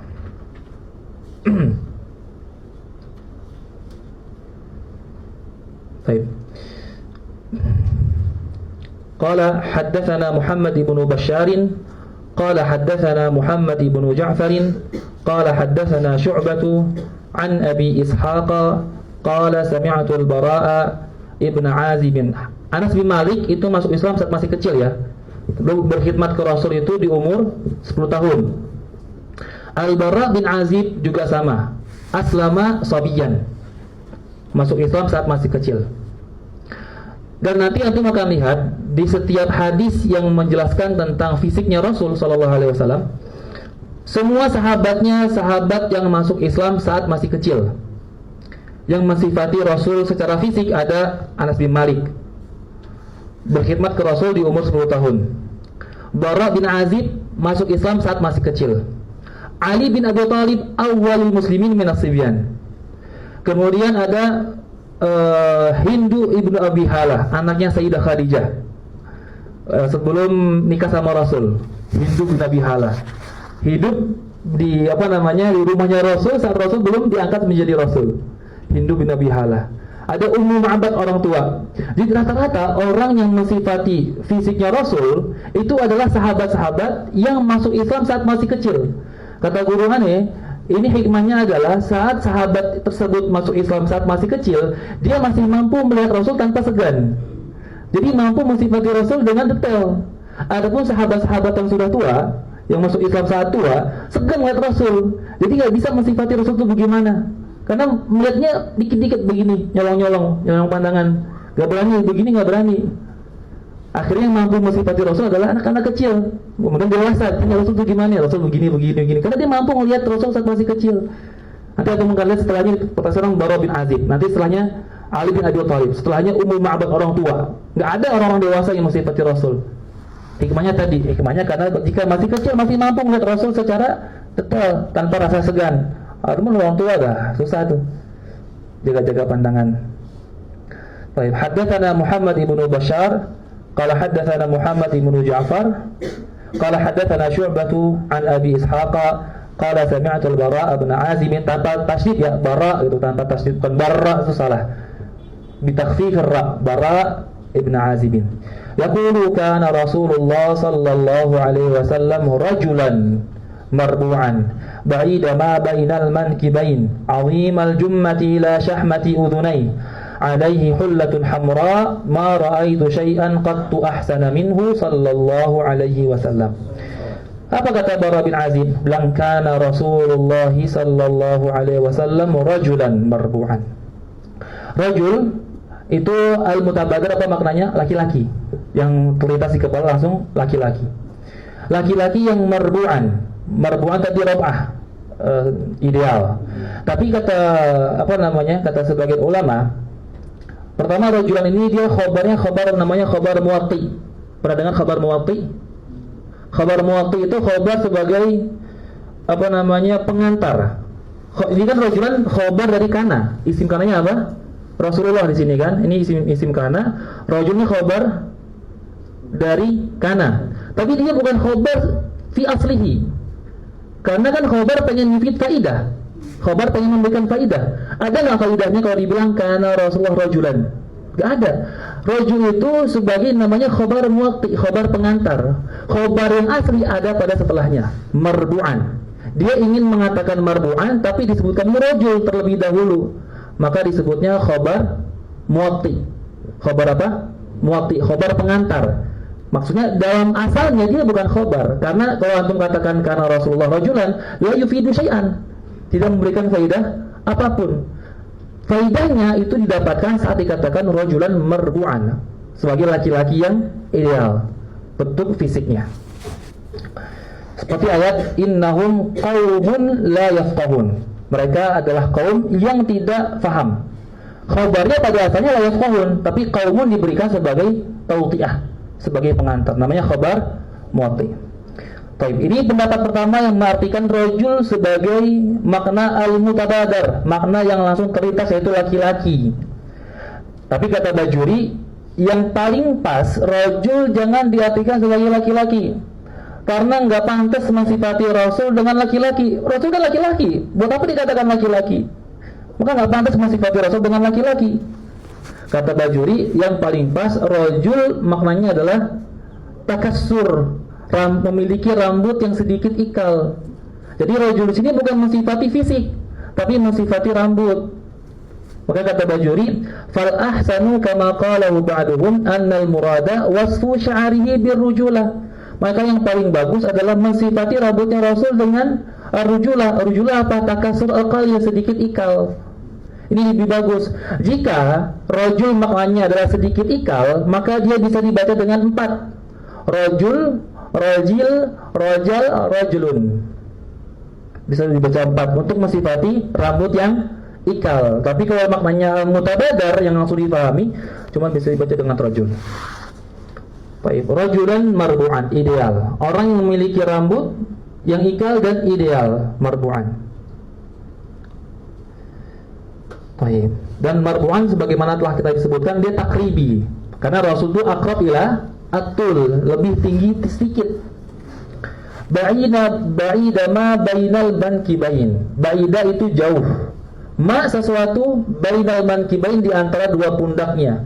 Jadi bagian belakang mankib ini di antara adud sama katif disebut mankib. Antara mankib yang pertama dan mankib kedua saling berjauhan, artinya lebar. Jadi ba'ida ma bainal mankibain, bagian atas punggungnya Rasul itu lebar. Karena bagian belakang punggung bagian belakangnya lebar, maka yalzam minhu, di atas dadanya juga lebar begini. Busung melebar bagian dadanya sini. Itu namanya ba'ida ma bainal mankibain. Dan ma-nya mausulah, bukan zaidah. Ai ba'idal ladzi istaqarra bainal mankibain. Jauh antara dua mankibnya, dua pundaknya. Azimal jummah, memiliki rambut. Jummah itu rambut. Rambut yang melewati syahmah. Ini syahmah namanya. Apa syahmah itu ya? Ini nih. Hah? Baru telinga. Berarti kan secara keseluruhan. Ininya. Apa namanya ini? Gak tahu antum ya? Tempat anting namanya syahmah. Itu pokoknya itu di syahmah. Kalau nggak tahu ini gambar bahwa syahmah gambar itu. Namanya syahmah. Jadi jummah itu rambut yang sampai kepada mankib, melewati syahmah udunain. Rambut yang sampai kepada mankib disebut dengan Jummah. Antum lihat di Bajuri situ ada 3 istilah yang antum perlu hafal, benar-benar hafal. Ada jummah, ada wafrah, ada limmah. Jummah adalah rambut yang sampai kepada mankib, disebut jummah. Rambut gondrong sampai kepada mankib, kepada pundak disebut dengan jummah. Ada yang disebut dengan limmah atau pertama wafrah terlebih dahulu. Wafrah rambut yang tidak sampai kepada mankib, tidak sampai kepada pundak. Rambut cuma segini disebut dengan wafrah. Adapun limmah rambut yang melewati syahmah udunain, melewati inian telinga, tapi baik sampai ke mankib maupun tidak disebut dengan limmah. Dia secara lebih umum. Jadi kalau sampai ke pundak namanya jummah, nggak sampai ke pundak namanya wafrah, melewati syahmah baik sampai ke pundak maupun tidak disebut limmah. Itu 3 istilah yang harus antum ingat selama baca babnya khalqu Rasulillah. Ulangi lagi ya, jummah sampai mana? Pundak. Wafrah sampai ke tidak sampai ke mankib. Limmah melewati syahmatul udhunain, baik sampai ke mankib maupun tidak. Dan di sini ibaratnya azimal jummati ila syahmati udhunain, memiliki jummah yang luar biasa, ila syahmati udhunain, sampai ke akhir telinganya. Ada yang berbeda apa enggak dengan tafsiran yang pertama? Beda. Karena tadi jummah itu kita artikan sampai kepada pundak. Kenapa di sini bilang azimal jummati ila syahmati udhunai? Cara menafsirkan hadisnya adalah azimal jummah, rambut yang sampai kepada syahmati udhunai azim, memiliki rambut yang lebat. Adapun yang turun ke pundak rambut-rambut tipis. Itu jika kita katakan ila syahmati udhunai, itu ta'aluknya kepada azim. Jadi ila ta'aluk kepada azim, rambut yang tebalnya sampai ke syahmati udhunai. Tapi dia jummah karena rambut-rambut tipisnya yang tidak azim sampai ke mankib. Itu cara menafsirkan hadisnya seperti itu. Betul, aku mengatakan ila ta'aluk kepada azim, sehingga tidak ada iskal dengan penafsiran pertama. Karena tadi kita tafsirkan pertama, jummah artinya adalah ma wasala ilal mankib. Azimal jummati ila syahmati udhunai. Alaihi hullatun hamra. Di atas tubuhnya Rasul memiliki hullah. Hullah itu adalah 2 kain, satu jadi sarung, satu jadi selendang ditutupin bagian tubuh. Hamra yang berwarna merah. Gambaran seperti ini. Hullah hamra ini seperti ini gambarannya.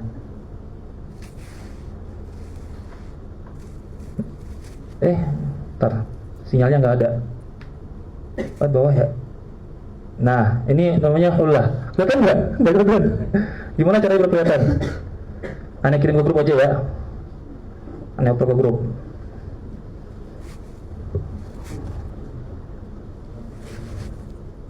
Syama'il.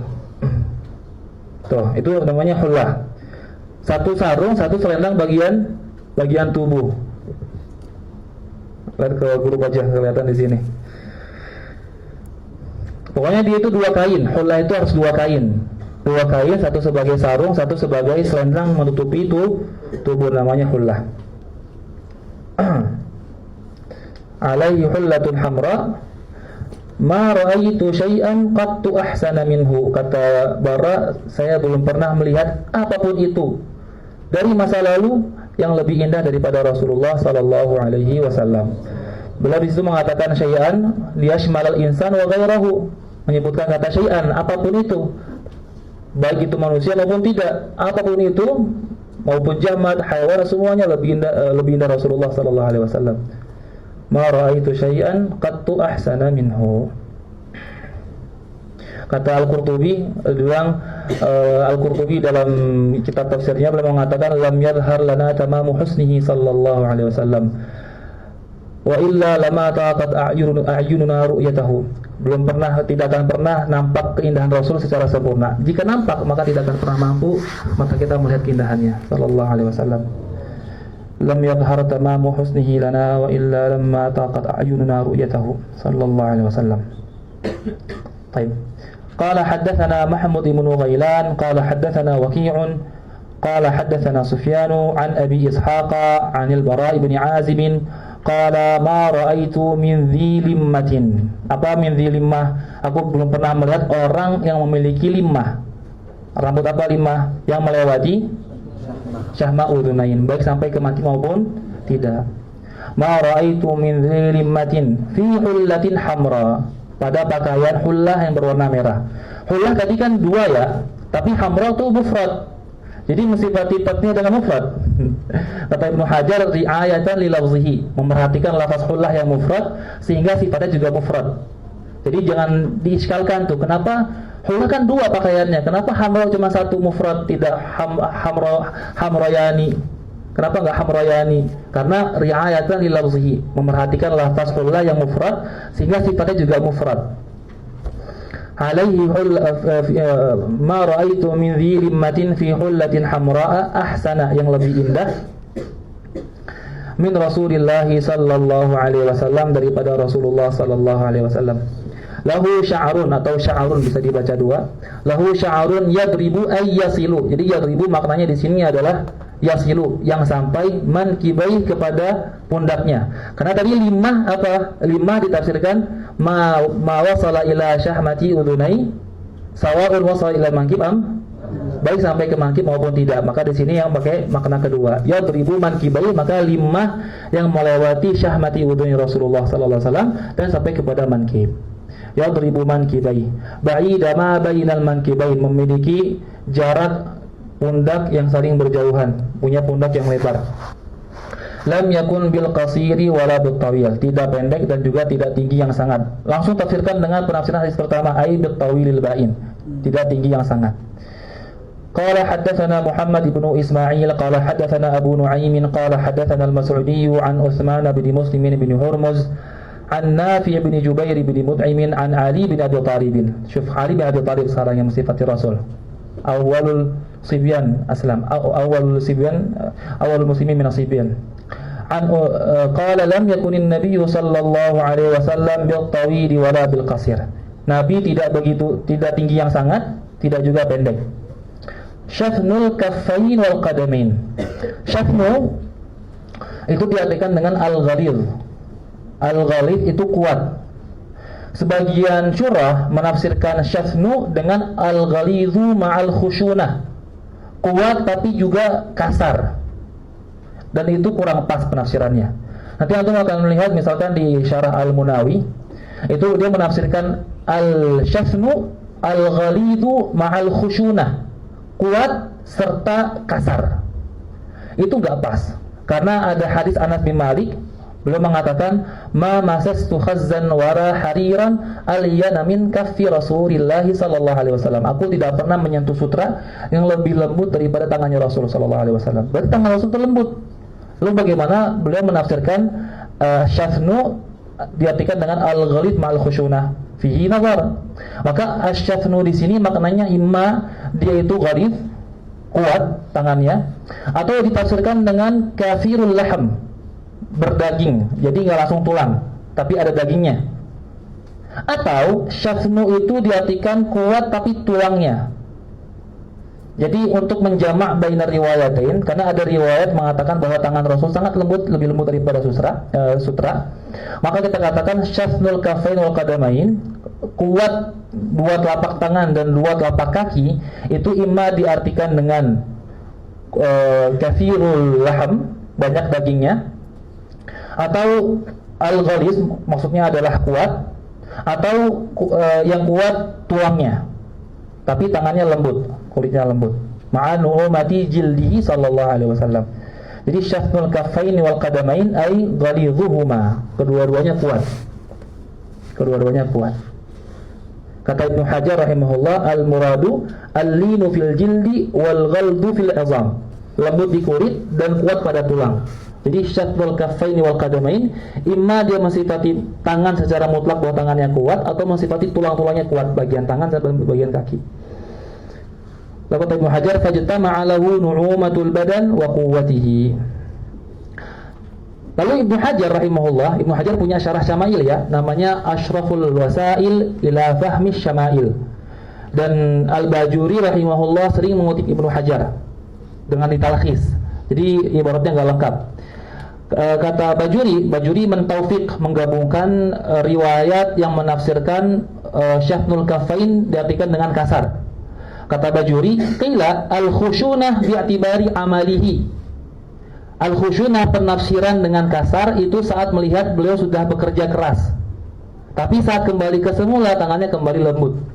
Jadi pertama Ibnu Hajar menafsirkan syafnul kafain wal qadamain itu diartikan dengan apa tadi? Kuat pada tulang, lembut pada kulit.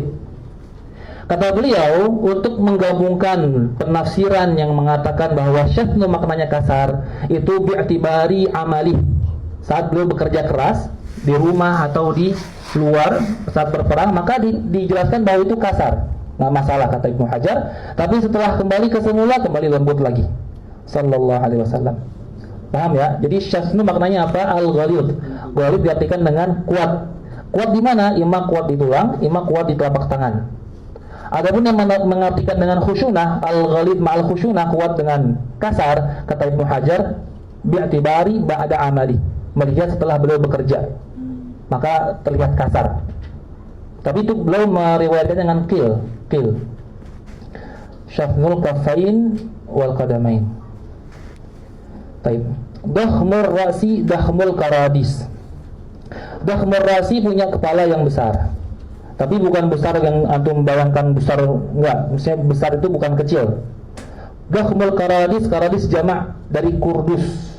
Kurdus adalah ujung-ujung dari tulang. Akhir dari ujung dari tulang disebut dengan kurdus. Bagian atasnya itu disebut kurdus, jamaknya karadis. Beliau memiliki tulang-tulang itu yang besar-besar. Ya dulu ala quwwatihi sallallahu alaihi wasallam, menunjukkan kekuatan Rasulullah SAW. Tawilul masrubati.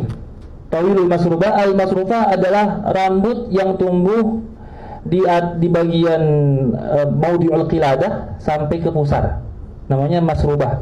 Punya rambut yang tumbuh di tempat ini nih, namanya qiladah, tempat orang masang kalung, disebutnya al-qiladah. Di sini ada rambut tipis yang terus bersambung hingga pusarnya Rasulullah SAW. Tawilul masyrubati. Idza masya takaffa'a takaffuan. Jika berjalan maka berjalan dengan cepat dan fokus ke depan. Ingat ya, takaffa'a masya syari'an wa mala ilal amam. Berjalan dengan cepat dan fokus ke depan. Takaffa'a takaffuan. Nanti ada dua riwayat. Ada yang mengatakan takaffa'a dengan hamzah, maka masdarnya takaffuan. Ada yang meriwayatkan tanpa hamzah, takaffa, maka nanti riwayatnya takaffian, tasammian. Jadi kalau riwayatnya dengan hamzah, fi'ilnya takaffa'a, maka nanti riwayatnya takaffa'a takaffuan. Nanti ada riwayat lain, takaffa, maksudnya takaffian. Idza masya takaffa'a takaffuan, ka'annama yanhattu min sababin. Seolah-olah Rasul itu yanhattu ay yanhadiru, turun. Yanhatu ay nazala, min sababin ay minal munhadir, dari tempat yang ke bawah, turun ke bawah. Asabab al-munhadir, tempat yang turun ke bawah. Beliau seolah-olah kalau berjalan seperti orang yang turun ke bawah. Langkahnya kuat dan fokus ke depan. Yanhatu min sababin. Lam ara qablahu wa la ba'dahu mithla. Aku belum pernah melihat sebelumnya dan juga tidak juga setelahnya yang semisal dengan Rasul sallallahu alaihi wasallam.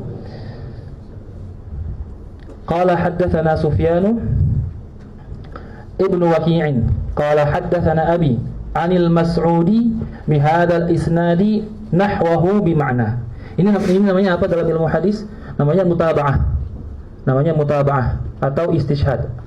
Mutaba'ah penguatan yang diambil dari riwayat lain, disebut dengan mutaba'ah. Dalam mutaba'ah, dalam penguatan riwayat, nanti ada dua ibarat yang digunakan. Biasanya haddatsana fulan an fulan an fulan nahwahu, seperti yang di sini. Ini menggunakan kata nahwahu. Ada nanti ibarat lain, haddatsana fulan an fulan mithlahu. Itu dua ibarat yang berbeda, dua mustalah yang berbeda. Jika belum mengatakan nahwahu, maka maknanya adalah lafaznya sama. Sebentar, Anda lihat dulu. Kalau nahwahu berarti maknanya yang sama, lafaznya berbeda. Nahwahu itu al-muwafaqah fil makna, la fil lafzi. Tapi kalau dibilang haddatsana fulan an fulan an fulan mislahu, berarti lafaz dan maknanya sama. Makanya di sini saat beliau mengatakan haddatsana Sufyan ibn Waqi' qala haddatsana Abi Anil Mas'udi bihadzal isnadi nahwahu bi makna, maka bi makna taukid terhadap nahwahu dengan maknanya. Maksudnya tidak sama dengan lafaz. Berarti periwayatannya sama dengan lafaz dengan makna sebelumnya, tapi makna lafaznya berbeda. Baik. Qala haddatsana Ahmad ibn Abdah ad-Dabiy al-Basri wa Ali ibn Hujr wa Abu Ja'far Muhammad ibn Husain wa huwa ibn Abi Halimah wal ma'na wahidun. Qalu haddatsana Isa bin Yunus an Umar bin Abdullah maula Ghufrata qala haddatsani Ibrahim ibnu Muhammad min waladi. Bisa dua dibacanya, bisa dibaca min waladi atau min wuldi dengan dhammah wawu dan sukunul lam. Kalau min wuldi maknanya min dzurriyyati, min waladi Ali bin Abi Thalib. Dan Ibrahim ibni Muhammad ini Ibrahim ibnu Muhammad ibnul Hanafiyah. Muhammad ibnul Hanafiyah anaknya Sayyidina Ali. Adapun Al-Hanafiyah nama nisbah ke ibunya untuk membedakan dia dengan Hasan bin Husain. Karena kenapa ini? Tidak muncul lagi. Karena Muhammad ibn Hanafiyah bukan lahir dari Sayyidah Fatimah. Lahir dari namanya Khulah Al-Hanafiyah. Al-Hanafiyah nama keluarga. Khulah Al-Hanafiyah. Jadi Khulah itu dulu kalau perang ditangkap, tawanan perang, lalu dinikahi sama Sayyidina Ali, lahirlah Muhammad, namanya Muhammad bin Hanafiyah. Muhammad bin Hanafiyah rahimahullah ta'ala, beliau sering diajak perang sama Sayyidina Ali, berbeda dengan Sayyidina Hasan dan Husain. Sayyidina Hasan sama Sayyidina Husain sama Sayyidina Ali jarang diajak perang, tak pernah diajak perang, haris alaihima. Lalu ditanya ke Muhammad bin Hanafiyah, Muhammad bin Hanafiyah, kenapa ayah antum selalu ngajak antum perang, sedangkan Hasan Husain di rumah terus? Kata Muhammad bin Hanafiyah, kana al-Hasan wal Husain ainai abi wa kuntu yadayhi wal mar'u yafi bi yadayhi an ainai. Kata Muhammad bin Hanafiyah, Hasan Husain itu dua mata ayahku, adapun aku kedua tangannya, dan orang itu melindungi matanya dengan kedua tangannya.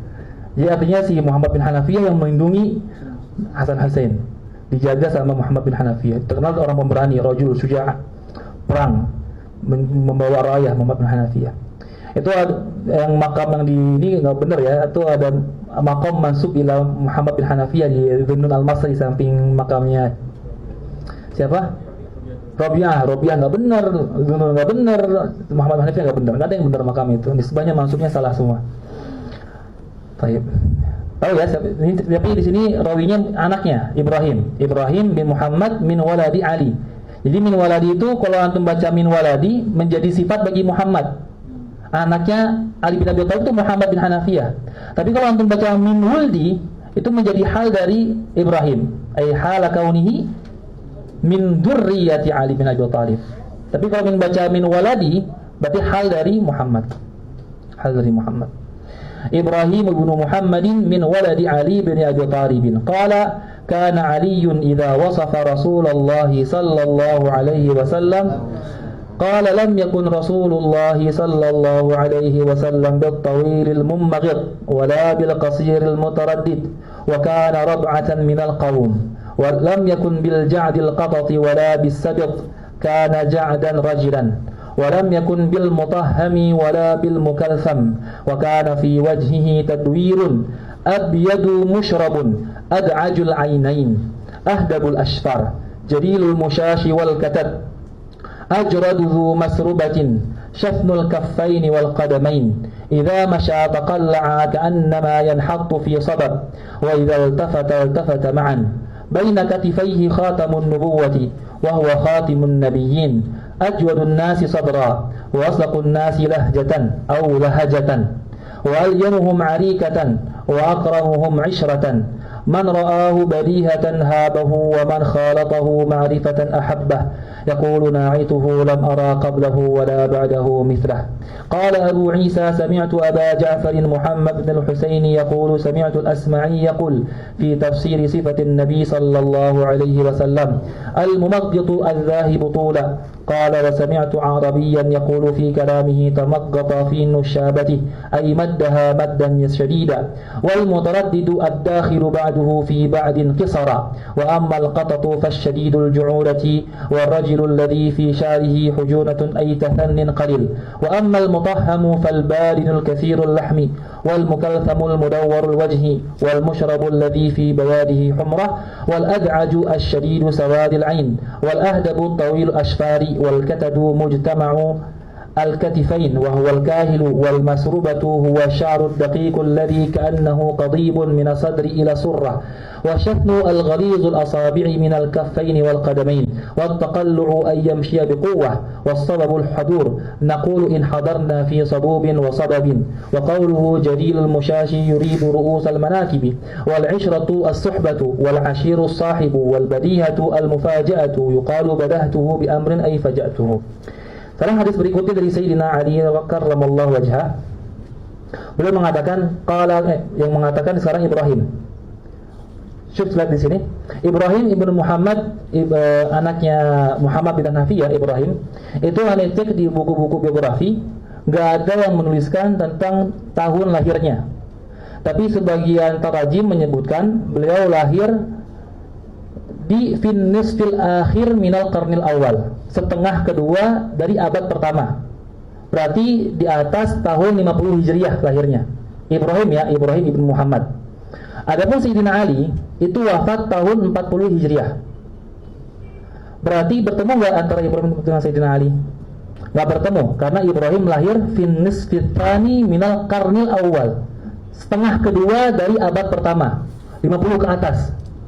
Adapun Sayyidina Ali wafat tahun 40 Hijriah. Berarti antara Ibrahim ibnu Muhammad sama Sayyidina Ali tidak bertemu. Lihat di sini hadisnya. Qala haddatsani Ibrahim ibnu Muhammad min waladi Ali bin Abi Thalib. Qala kana Ali. Ali itu kalau mensifati Rasul. Apakah Ibrahim mendengar Ali? Enggak, karena enggak ketemu. Berarti hadisnya fihi inqita', ada keterputusan. Ada rawi yang tidak disebut. Siapa nih Ibrahim dengar dari siapa? Kalau Sayyidina Ali mensifati Rasul dengan seperti itu, ada satu orang yang hilang. Makanya di situ dibilang fihi inqita', ada keterputusan sanad. Hadisnya dhaif. Tapi nggak masalah karena ada penguatan dari sebelumnya. Makanya Az-Zahabi dalam Syiar A'lam Nubala mengatakan Ibrahim ibni Muhammad yarwi an Sayyidina Ali mursalan. Beliau melewatkan dari Sayyidina Ali dengan melewati satu rawi yang tidak tersebut. Gitu ya. Jadi harus sekalian praktek ilmu hadis dikit-dikit. Fihi inqita', fihi irsal. Ada yang ambil hadis di sini? Ambil hadis? Tidak ada. Syariah semuanya ya? Enggak. Antum malu enggak boleh gimana enggak boleh ambil hadis. Enggak dites atau aja. Karena Aliun idza wasafa Rasulullah sallallahu alaihi wasallam, Rasul Sayyidina Ali jika mensifati Rasulullah sallallahu alaihi wasallam qala lam yakun Rasulullah sallallahu alaihi wasallam bil tawilil mummaghid. Rasul itu tidak tinggi yang mummaghid. Apa mummaghid itu? Mummaghid disifati dengan dari in maghata. Asalnya in maghata, lalu nunnya diganti dengan mim, lalu diidghamkan jadi mummaghid dengan mentasydid mim. Mummaghid maknanya al-ba'in, tinggi yang sangat jelas, tinggi yang sangat tinggi. Mummaghid. Ada kalau dibacanya mumaghid ada dua riwayat. Ada dibaca dengan mummaghid tasydid mim, ada yang meriwayatkan dengan tasydid ghain, mumaghid. Kalau mummaghid dengan tasydid mim maknanya adalah at-tawil al-ba'in, tinggi yang sangat. Tapi kalau mumaghid dengan tasydid al-ghain maknanya adalah al-musyadzab. Musyadzab itu jangkung, tinggi yang kurus, musyadzab. Musyadzab pada asalnya digunakan sifat bagi batang pohon yang dihilangkan ranting-rantingnya, disebut musyadzab. Lalu dikatakan bagi orang musyadzab kalau jangkung dia tinggi banget tuh, kayak batang pohon. Jadi bisa dua riwayatnya, bisa mummagid, bisa mumaggid. Kalau mummagid maknanya al-ba'in, kalau mumaggid maknanya musyadzab. Kalau mumaggid al-ba'in tinggi yang sangat jelas, kalau mumaggid musyadzab tinggi yang jangkung. Itu dinafikan, Rasul tidak memiliki tinggi yang sangat tinggi, juga bukan tinggi yang jangkung. Wala bil qasiril mutaraddid, bukan juga yang sangat pendek. Nah, di sini baru an-nafinya menafikan secara jumlah, bukan masuk kepada qaid. Tadi Anda bilang nafi saat masuk kepada kalam muqayyad, maka nafinya masuk kepada qaid ghaliban. Kayak tadi misalkan tidak ada pelajar yang sungguh-sungguh, maka nafinya masuk kepada sungguh-sungguh. Berarti pelajarnya ada, yang tidak ada kesungguh-sungguhannya. Nafi masuk kepada kalam muqayyad, maka nafinya menuju kepada qaid secara ghalib. Biasanya artinya tidak pasti. Sesekali masuk kepada kalam secara keseluruhan. Seperti di sini, wala bil qasiril mutaraddid, tidak sangat pendek. Apakah kita memasukkan nafi kepada mutaraddid lalu mengisbat al-qisar bagi Rasul? Enggak. Maka di sini bil qasiril mutaraddid menafikan secara sempurna, tidak pendek sama sekali. Itu faedah tadi qaid bahwa an-nafyu idza tawajjaha ila al-muqayyadi yatawajjah ila al-qaidi ghaliban. Paham ya? Paham, insyaallah. Nanti diulang lagi. Pusing dikit-dikit enggak apa-apa. Wala bil qasiril mutaraddid wa kana rab'atan minal qaum. Dan Rasulullah SAW itu ideal minal qaum, di antara kaumnya. Kenapa beliau katakan minal qaum? Faidah minal qaum di sini karena idealitas setiap orang beda-beda. Kadang di satu kaum dianggap tinggi, tapi di kaum lain dianggap pendek. Kadang di kaum lain dianggap pendek, di kaum lain dianggap tinggi. Karena beda-beda tersebut datang kata minal qaum. Rasul itu rab'ah tapi minal qaum, ay fi qaumihi. Maka min maknanya fi. Min qaumihi ay fi qaumihi. Bahwa itu ideal di kaumnya. Secara proporsional badan itu ideal di kaumnya. Bisa jadi masuk ke orang Melayu tinggi banget, tapi di kaumnya ideal segitu. Ingat ya, kalau mensifati rab'ah berarti takribi, karena beliau itu akrab ila taul. Lam yakun bil ja'dil qatati, tidak memiliki rambut yang sangat keriting, wala bisaduti, juga tidak sangat lurus. Kana ja'dan rajilan, memiliki rambut yang sedikit ikal. Ja'dan itu takassur, rajilan takassur qalil, sedikit keriting, sedikit ikal. Walam yakun bil mutahhami. Al mutahham itu punya banyak makna. Al mutahham di sini punya banyak makna. Al-mutahham, imma maknanya adalah kathirus siman, banyak lemak. Kathirus siman, banyak lemak. Atau munfatihul wajhi. Munfatihul wajhi. Apa munfatihul wajhi? Itu tembem, wajah yang tembem. Atau nahiful jismi, sangat kurus. Atau nahif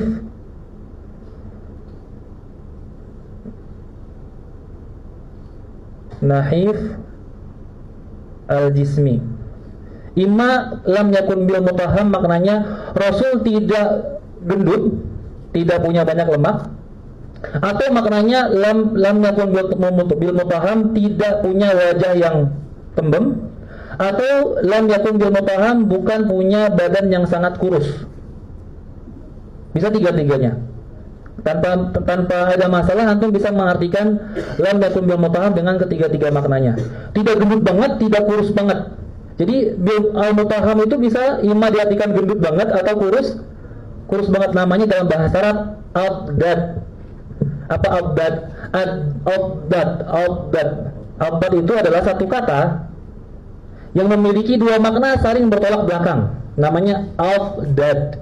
Satu kata punya dua makna yang saling bertolak belakang. Misalkan lafaz as dalam Al-Quran, wal laili idza as. As-as dalam mu'jam maknanya aqbal au adbar, menghadap atau membelakangi. Bisa dua-duanya. Namanya adad, satu kata yang punya dua makna yang saling bertolak belakang. Al-mutaham juga sama, bagian dari adad. Dan antum tidak masalah mengartikan kedua-duanya di sini. Rasul tidak gendut banget, tidak juga kurus banget, berisi tapi pas. Berisi tapi pas. Ini apa namanya, sebagai motivasi buat nge-gym biar gak buncit. Motivasi buat anda nih, insyaallah nih besok mulai diet insyaallah. Lam yakun bil mutahham wala bil mukatham. Wala bil mukatham ay laisa mudawwaral wajhi. Enggak bulat apa namanya wajahnya, enggak bulat sempurna. Dia memanjang tapi fihi tadwir, ada sedikit bulat. Makanya dibilang wa kana fi wajhihi tadwir. Ada pada wajah Rasul sedikit bulat, tapi enggak bulat banget. Dia memanjang tapi sedikit bulat wajahnya Rasul sallallahu alaihi wasallam. Tadwir dinakirahkan untuk memberikan makna sedikit. Jadi di antara faidah menakirahkan sebuah kata untuk memberikan makna sedikit. Makanya di sini wa kana fi wajhi tadwir ay tadwirun qalil. Tafsirkan, memiliki sedikit bulat tapi tidak bulat yang sempurna, memanjang sedikit bulat. Abyadu musyrabun, putih yang bercampur dengan merah. Musyrabu ay musyrabun bil humrah. Ad'ajul ainain. Ad'ajul ainain ini mensifati mata Rasul. Rasul tingginya akrab ila tul, di lebih dekat kepada tinggi, tidak pendek.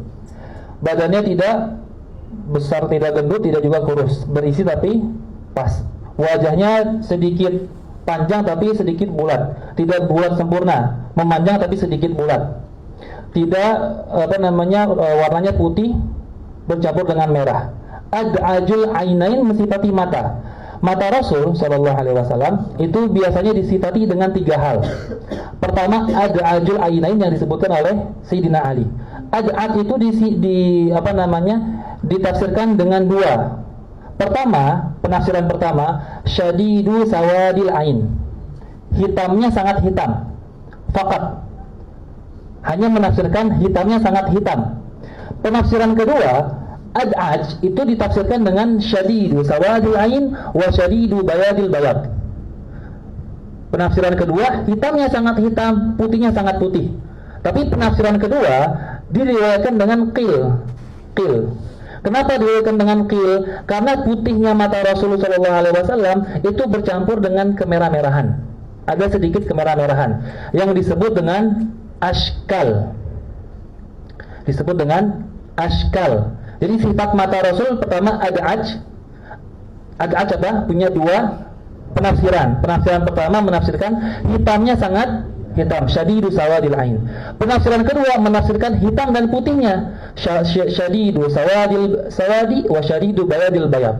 Hitamnya sangat hitam, putihnya sangat putih. Tapi penafsiran kedua diriwayatkan dengan qil. Mengapa? Karena ada sifat kedua dari mata Rasul, yaitu ashkal. Ashkalal ainain. Apa itu ashkal? Putihnya punya kemerah-merahan. Fi bayadi ainaihi humrah. Ada kemerah-merahan. Kata guru aneh dan sebagian ahli sejarah mengatakan bahwa kemerah-merahan pada putihnya mata para nabi itu terjadi pada seluruh nabi, bukan Nabi Muhammad saja. Jadi kemerah-merahan yang ada pada putih di mata itu menjadi tanda kenabian. Tidak hanya ada pada Nabi sallallahu alaihi wasallam. Makanya saat menafsirkan ad'aj itu hanya menafsirkan hitamnya sangat hitam. Karena putihnya bercampur dengan merah. Qil dikatakan bahwa merah tersebut muncul karena saking banyak yang menangis. Tapi yang lebih kuat merahnya pada putih mata tanda kenabian. Sedikit doang, enggak banyak, sedikit doang ada merah-merah, disebut dengan ashkal. Ashkal ainain. Pertama apa? Ad'aj. Kedua ashkal. Yang ketiga ada anjal. Apa? Anjalal ainain. Tiga sifat. Satu ad'aj al-ain, kedua ashkal al-ainain, ketiga anjal al-ainain. Apa anjal? Anjal al-ainain itu punya mata yang luas. Matanya luas. Enggak sipit, enggak kecil, matanya luas. Dan ada faedah yang ajib. Kata guru ana itu, dibilang bahwa setiap sifat al-khalqiyah, sifat fisik Rasul, itu mutanasib ma'a sifatihil khuluqiyah. Setiap sifat fisiknya Rasul pasti sesuai dengan sifat akhlaknya Rasul sallallahu alaihi wasallam. Misalkan dalam mata disifati memiliki mata yang luas. Itu sesuai dengan cara pandang Rasul yang luas, melihat min zawaya mukhtalifah. Beliau punya dada yang lapang, sesuai dengan sifatnya Rasul, yang mana beliau punya dada yang lapang, tidak mudah marah, tidak mudah menyalahkan orang. Punya badan yang mu'tadil, punya badan yang proporsional, semuanya rapi, sesuai, nggak berantakan, sesuai dengan cara beliau melihat sesuatu, sesuai semuanya, tidak ada yang berantakan. Ila akhirih, nanti semua tinggal nanti pikirkan, semua sifat al-khalqiyah, kullu sifatihil khalqiyah mutanasibun ma'a sifatihil khuluqiyah. Semua sifat fisik Rasul pasti punya keselarasan dengan sifat akhlaknya Rasul sallallahu alaihi wasallam. Di antara tadi mata yang luas berarti sesuai dengan cara pandang beliau yang luas. Punya dada yang lapang berarti beliau punya juga hati yang lapang, tidak mudah marah ila akhirih. Itu ya. Ada ajul ainain, ahdabul ashfar. Di antara karamahnya Rasul, mukjizatnya Rasul sallallahu alaihi wasallam, beliau melihat yara fi zulmatil lail kama yara fi bayadin nahar. Beliau melihat di malam hari sebagaimana melihat di siang hari. Juga beliau yara khalfahu kaman yara man amamahu, melihat yang di belakang persis sebagaimana melihat yang di depan. Itu mukjizatnya Rasul sallallahu alaihi wasallam. Ahdabul ashfar. Ahdab itu panjang, tawil. Al-ashfar itu maknanya ajfan. Apa ajfan? Kelopak, tepat tumbuhnya bulu mata, namanya ajfan. Berarti yang panjang bulu matanya apa? Tempat tumbuh bulu matanya. Apa yang panjang? Bilang ahdabul ashfar. Ahdab panjang. Al-ashfar itu tempat tumbuhnya bulu mata. Bulu matanya. Kenapa bulu mata yang panjang? Kenapa enggak tempat yang panjang? Majaz mursal. Disebut majaz mursal. Menyebutkan tempat tapi yang diinginkan yang menempatinya, namanya majaz mursal. Jadi ahdabul ashfar ay ahdabu sya'aril ashfar, panjang rambut yang tumbuh di tempat bulu mata. Jadi di sini al ahdab tawil panjang, ashfar maknanya adalah al manbit, tempat tumbuhnya bulu mata. Yang panjang bulu matanya, bukan tempat tumbuhnya. Kok bisa diartikan bulu mata? Disebut majaz mursal. Jadi al-ashfar yang diinginkan adalah yang tumbuhnya, bukan tempatnya. Jarilul musyashi wal katad. Jarilul musyashi wal katad. Al-musyash itu ru'usul izam, tulang-tulang pokok, tulang-tulang besar, memiliki tulang-tulang yang kuat. Wal katad, katad itu mujtami'ul katifain, perkumpulan dua pundak tengah-tengah sini memiliki tulang yang kuat di tengah-tengahnya. Tulang leher, tulang bawah leher bagian belakang. Wal katad. Ajradu zu masrubatin. Ajradu itu diartikan dua juga, ada artiannya. Emang biasanya gini, nggak apa-apa ya. Ajradu imma diartikan sebagai orang yang tidak punya bulu, ajrad, ay laisa lahu sya'run, atau diartikan la ya'ummuhu sya'ar, tidak punya bulu atau tidak dipenuhi oleh bulu. Tapi lebih pas diartikan dengan la ya'ummuhu sya'ar, beliau tidak dipenuhi dengan bulu. Karena nanti Rasulullah SAW punya 4 tempat beliau ada bulunya.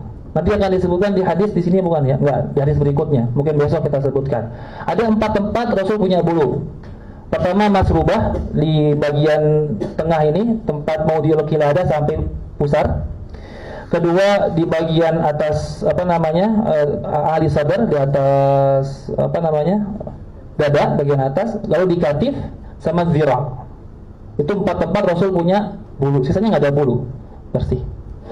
Maka disebut ajradu, ay la ya'ummuhu sya'ar, tidak dipenuhi oleh bulu atau tidak memiliki bulu. Zu masrubatin punya bulu yang tumbuh dari Maudi'ul qiladah. Ada disebut Maudi'ul qiladah ya. Maudi'ul qiladah itu tempat orang masang kalung. Di sini nih.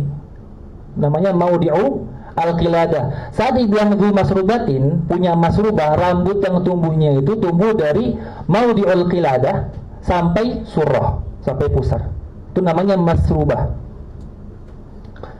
Idza syafnul kaffain wal qadamin. Sudah jelas ya, syafnul kaffain maknanya ghalidh, kuat. Telapak tangan kuat, telapak kaki juga kuat. Kalau diartikan kuat dengan khusyunah berarti bi'tibar ba'da amal. Kemudian kuatnya kuat ima kuat telapak tangan atau kuat tulangnya. Idza masya taqalla, jika jalan maka jalan dengan kuat. Taqalla ai masyu bisyadid, masyu bil quwwah, jalan dengan kuat. Ka'annama yanhattu fi sababin, seolah-olah beliau itu turun. Yanhattu ay yanzilu, fi sababin ay fi munhadirin, di jalanan turun, jalanan turun. Wa idza tafata ma'an, jika beliau nengok maka akan nengok bersamaan. Di sini kata kata ada ulama namanya Ad-Daljawi, Ad-Daljiyu salah satu yang mensyarah Syifa Qadiyat, namanya Ad-Dalji. Yang masyhur yang mensyarah Syifa Qadiyat Al-Khafaji, tapi adalah syarah yang lain namanya Ad-Dalji. Beliau mengatakan idzal tafata ma'an, itu mahalnya adalah saat nengok ke belakang. Beliau jika ada orang manggil di belakang, maka akan nengok secara keseluruhan. Begini. Secara keseluruhan badannya akan ke belakang. Bukan kepala doang, bukan gini. Itu kayak orang sombong, orang konyol, orang tengil gitu kan begini. Nah, kalau beliau dipanggil dari belakang, semuanya nengok ke belakang. Biasanya orang-orang ngertiin idzal tafata ma'an itu nengok ke samping. Ini kurang pas karena Rasul itu sesekali pernah kalau dipanggil ke samping yang nengok kepalanya doang. Begini, enggak gini. Kalau ke samping kepalanya doang, tapi kalau nengok ke belakang sama badan-badannya. Makanya Bang Ad-Dalji bilang yang bagi an yukhassa hadza biltifatihi wara'ahu. Sebaiknya ini dikhususkan bagi nengok ke belakang, bukan nengok ke samping, karena nengok ke samping kadang-kadang Rasul cuma pakai ke kepala sallallahu alaihi wasallam. Baina katifaihi khatamun nubuwah. Di antara dua katifnya, dua pundaknya ada khatamun nubuwah. Nanti akan kita jelaskan khatamun nubuwah secara detail. Khatamun nubuwah secara singkatnya adalah daging yang muncul di antara dua katifnya Rasul, dua pundaknya Rasul. Ukurannya seukuran telur hamamah, telur burung hamamah? Merpati. Syukuran burung merpati tumbuh di antara dua katifnya Rasul sallallahu alaihi wasallam, lebih dekat ke bagian kiri. Nanti akan kita jelaskan khilaf riwayatnya di babnya, karena ada bab khatamun nubuwah. Tapi ala kulli hal khatamun nubuwah adalah daging, bentuknya daging yang muncul di antara dua katif dua pundak Rasul, itu sebagai tanda akhir Nabi, sebagai tanda akhir Nabi yang terakhir. Baina katifaihi khatamun nubuwah wa huwa khatamun nabiyyin, itu tanda kenabian. Ajwadun nasi sadra, merupakan manusia yang paling dermawan hatinya. Maksudnya paling dermawan hatinya, jika memberi Rasul tidak pernah memberi dengan keadaan yang sempit, tidak pernah memberikan dengan keadaan yang hatinya itu kurang serak, enggak. Kalau memberikan dengan angti binafsin, dengan hati yang bahagia. Itu yang dimaksud dengan ajwadun nasi sadran, paling manusia yang memiliki hati yang paling dermawan. Kok hati dermawan? Karena kalau memberi itu senang. Wa asdaqun nasi lahjatan, dan paling jujur lahjatnya di antara manusia. Lahjat bisa dibaca dua, bisa dibaca dengan kasral ha sama fathul ha. Dan fathul ha afsah, lebih fasih dibaca lahajah. Paling jujur lahjatnya di antara manusia. Wa alyanuhum arikatan, dan paling lembut arikah ai tabi'ah, dan paling lembut tabiatnya. Wa akramuhum isyratan, dan paling mulia pergaulannya. Isyra ai muasyarah. Man ra'ahu badihatan, barang siapa yang melihat Rasul sallallahu alaihi wasallam secara tiba-tiba, badihatan secara tiba-tiba, ai mufajaatan, habahu akan diliputi oleh haibah, oleh keseganan. Maksudnya ra'ahu min ghairi ta'ammul, itu akan habahu. Wa man khalatahu, barang siapa yang berinteraksi dengan Rasul ma'rifatan, karena ingin mengetahuinya atau karena sudah mengetahuinya, ahabbahu, maka akan mencintai Rasul. Jadi ma'rifatan itu bisa jadi maf'ul li ajlihi. Man khalatahu li ajli ma'rifatihi, barang siapa yang berinteraksi dengan Rasul karena ingin mengetahuinya, ahabbahu, pasti akan mencintai Rasul sallallahu alaihi wasallam. Jadi di sini khalata fi'il madi, cuman maknanya fi'il mudhari'. Karena maknanya tahaqququl wuqu'. Barang siapa yang ingin bergaul dengan Rasul karena mencintainya atau karena ingin mengetahuinya, pasti nanti dia akan mencintainya. Karena saking pastinya mencintai Rasul, pakai fi'il madi, ahabbahu. Meskipun nanti cintanya kan nanti tuh setelah bergaul. Cuman karena tahaqqaqul wuqu' pasti terjadi, pakai fi'il madi. Kayak ayat ata amrullah. Pasti akan datang amrullah, itu hari kiamat. Hari kiamat belum datang, cuma pakai fi'il madi. Kenapa? Karena tahaqqukul wuqu'. Yaqulu na'ituhu lam ara qablahu wa la ba'dahu mithlah. Berkata yang mensifati Rasul, aku belum pernah melihat sebelumnya dan juga setelahnya yang semisal dengan Rasul sallallahu alaihi wasallam. Qala Abu Isa, sami'tu Aba Ja'farin Muhammad ibn al-Husain yaqulu sami'tu al-Asma'i. Sedang ada riwayat Asma'i menafsirkan kata-kata yang asing tadi di atas. Jadi kata-kata mutahham, mukalsam, mumaghid, mutaraddid, apalagi tadi itu ila akhirih ditafsirkan di sini sama Asma'i. Asma'i imam fil lughah, hujjah fil lughah, dan beliau berguru kepada Imam Syafi'i dalam meriwayatkan syiar Bani Duhail. Berguru kepada Imam Syafi'i, padahal Asma'i lebih tua daripada Syafi'i rahimahullah. Yaqulu fi tafsir sifatin Nabi sallallahu, ini baca aja karena sudah dijelasin semua. Kecuali nanti ada beberapa kata yang belum dijelasin, nanti sebutkan. Yaqulu fi tafsir sifatin Nabi sallallahu alaihi wasallam al-mumaghid az-zahib butulan. Qala sami'tu Arabiyan yaqulu fi kalamihi tamaghata fi nushabatihi. Nusyabah itu panah. Tapi di sini juga majas karena bilang tamaghata fi nusyabatihi ay maddaha madan syadidan. Orang bilang tamaghata fi nusyabatihi, memanjangkan pada panahnya. Yang dipanjangkan kan bukan panah, yang dipanjangkan, yang ditarik itu talinya. Bahasa Arabnya apa ya? Qaus itu bagian melengkungnya. Talinya itu apa ya? Secara umum namanya siham itu sepaket. Kayak doang qaus. Tarinya itu aneh, gue lupa tuh. Yang dipanjangkan tarinya. Saat dibilang tamaghata fi nusyabatihi, itu yang dipanjangkan tarinya, maddaha madan syadidan. Wal mutaraddid ad-dakhilu ba'duhu fi ba'din kisaran. Al mutaraddid maknanya adalah yang badannya saling masuk satu sama lain karena pendek. Lehernya kelihatan masuk begini. Itu mutaraddid, sangat pendek. Wa ammal qatatu fasyadidul ju'udati wa rajulul ladzi fi syarihi hujunatun ay tathanin qalil. Rajul yang punya sedikit lengongan, ikal. Wa ammal mutahham fal barinu katsirul lahm. Sini mutahham cuma menafsirkan dengan satu makna, yang banyak lahmnya, banyak dagingnya. Wal mukathamu al mudawwarul wajah yang melingkar. Wal musyrabu alladhi fi bayadihi humrah. Sudah saya jelaskan tadi bahwa al musyrab yang bercampur dengan kemerah-merahan. Wal ad'aju asyadidu sawadil ain. Di sini beliau menafsirkan ad'aj dengan penafsiran yang asah, yaitu hitam, sangat hitam, tanpa menyebutkan warna putihnya. Kalau antum nanti lihat di buku Syama'il menafsirkan dengan putih, sangat putih, berarti penafsiran yang marjuh. Wal ahdad at-tawil ashfar wal katat mujtama'ul katifain wa huwal kahil, bagian tengah pundak. Wal masrubatu huwa syarud daqiqul ladhi ka'annahu qadibun min as-sadri ila surrah wa syatnu al-ghalizul asabi'i min al-kaffain wal qadamain wa taqallu ayamshi biquwwah was sababu al-haduru naqulu in hadarna fi sabubin wa sababin wa qawluhu jadilul mushashi yuridu ru'us al-manakibi wal 'ishratu as-suhbatu wal 'ashru as-sahibu wal badihatu al-mufaja'atu yuqalu badahtuhu bi amrin ay faja'tuhu. Wahada wa sallallahu wa sallama ala sayyidina Muhammad walhamdulillahi rabbil alamin. Besok kita bertemu lagi membaca hadis, namanya hadis Hindu ibnu Abi Halah, hadis yang paling panjang yang mensifati tentang Rasulullah sallallahu alaihi wasallam. Jadi besok kita mungkin satu hari cuma baca satu hadis, tapi itu sudah sangat cukup detail sekali beliau dalam mensifati Rasul. Mungkin mewakili semua hadis nanti dalam bab ini. InsyaAllah kita baca besok.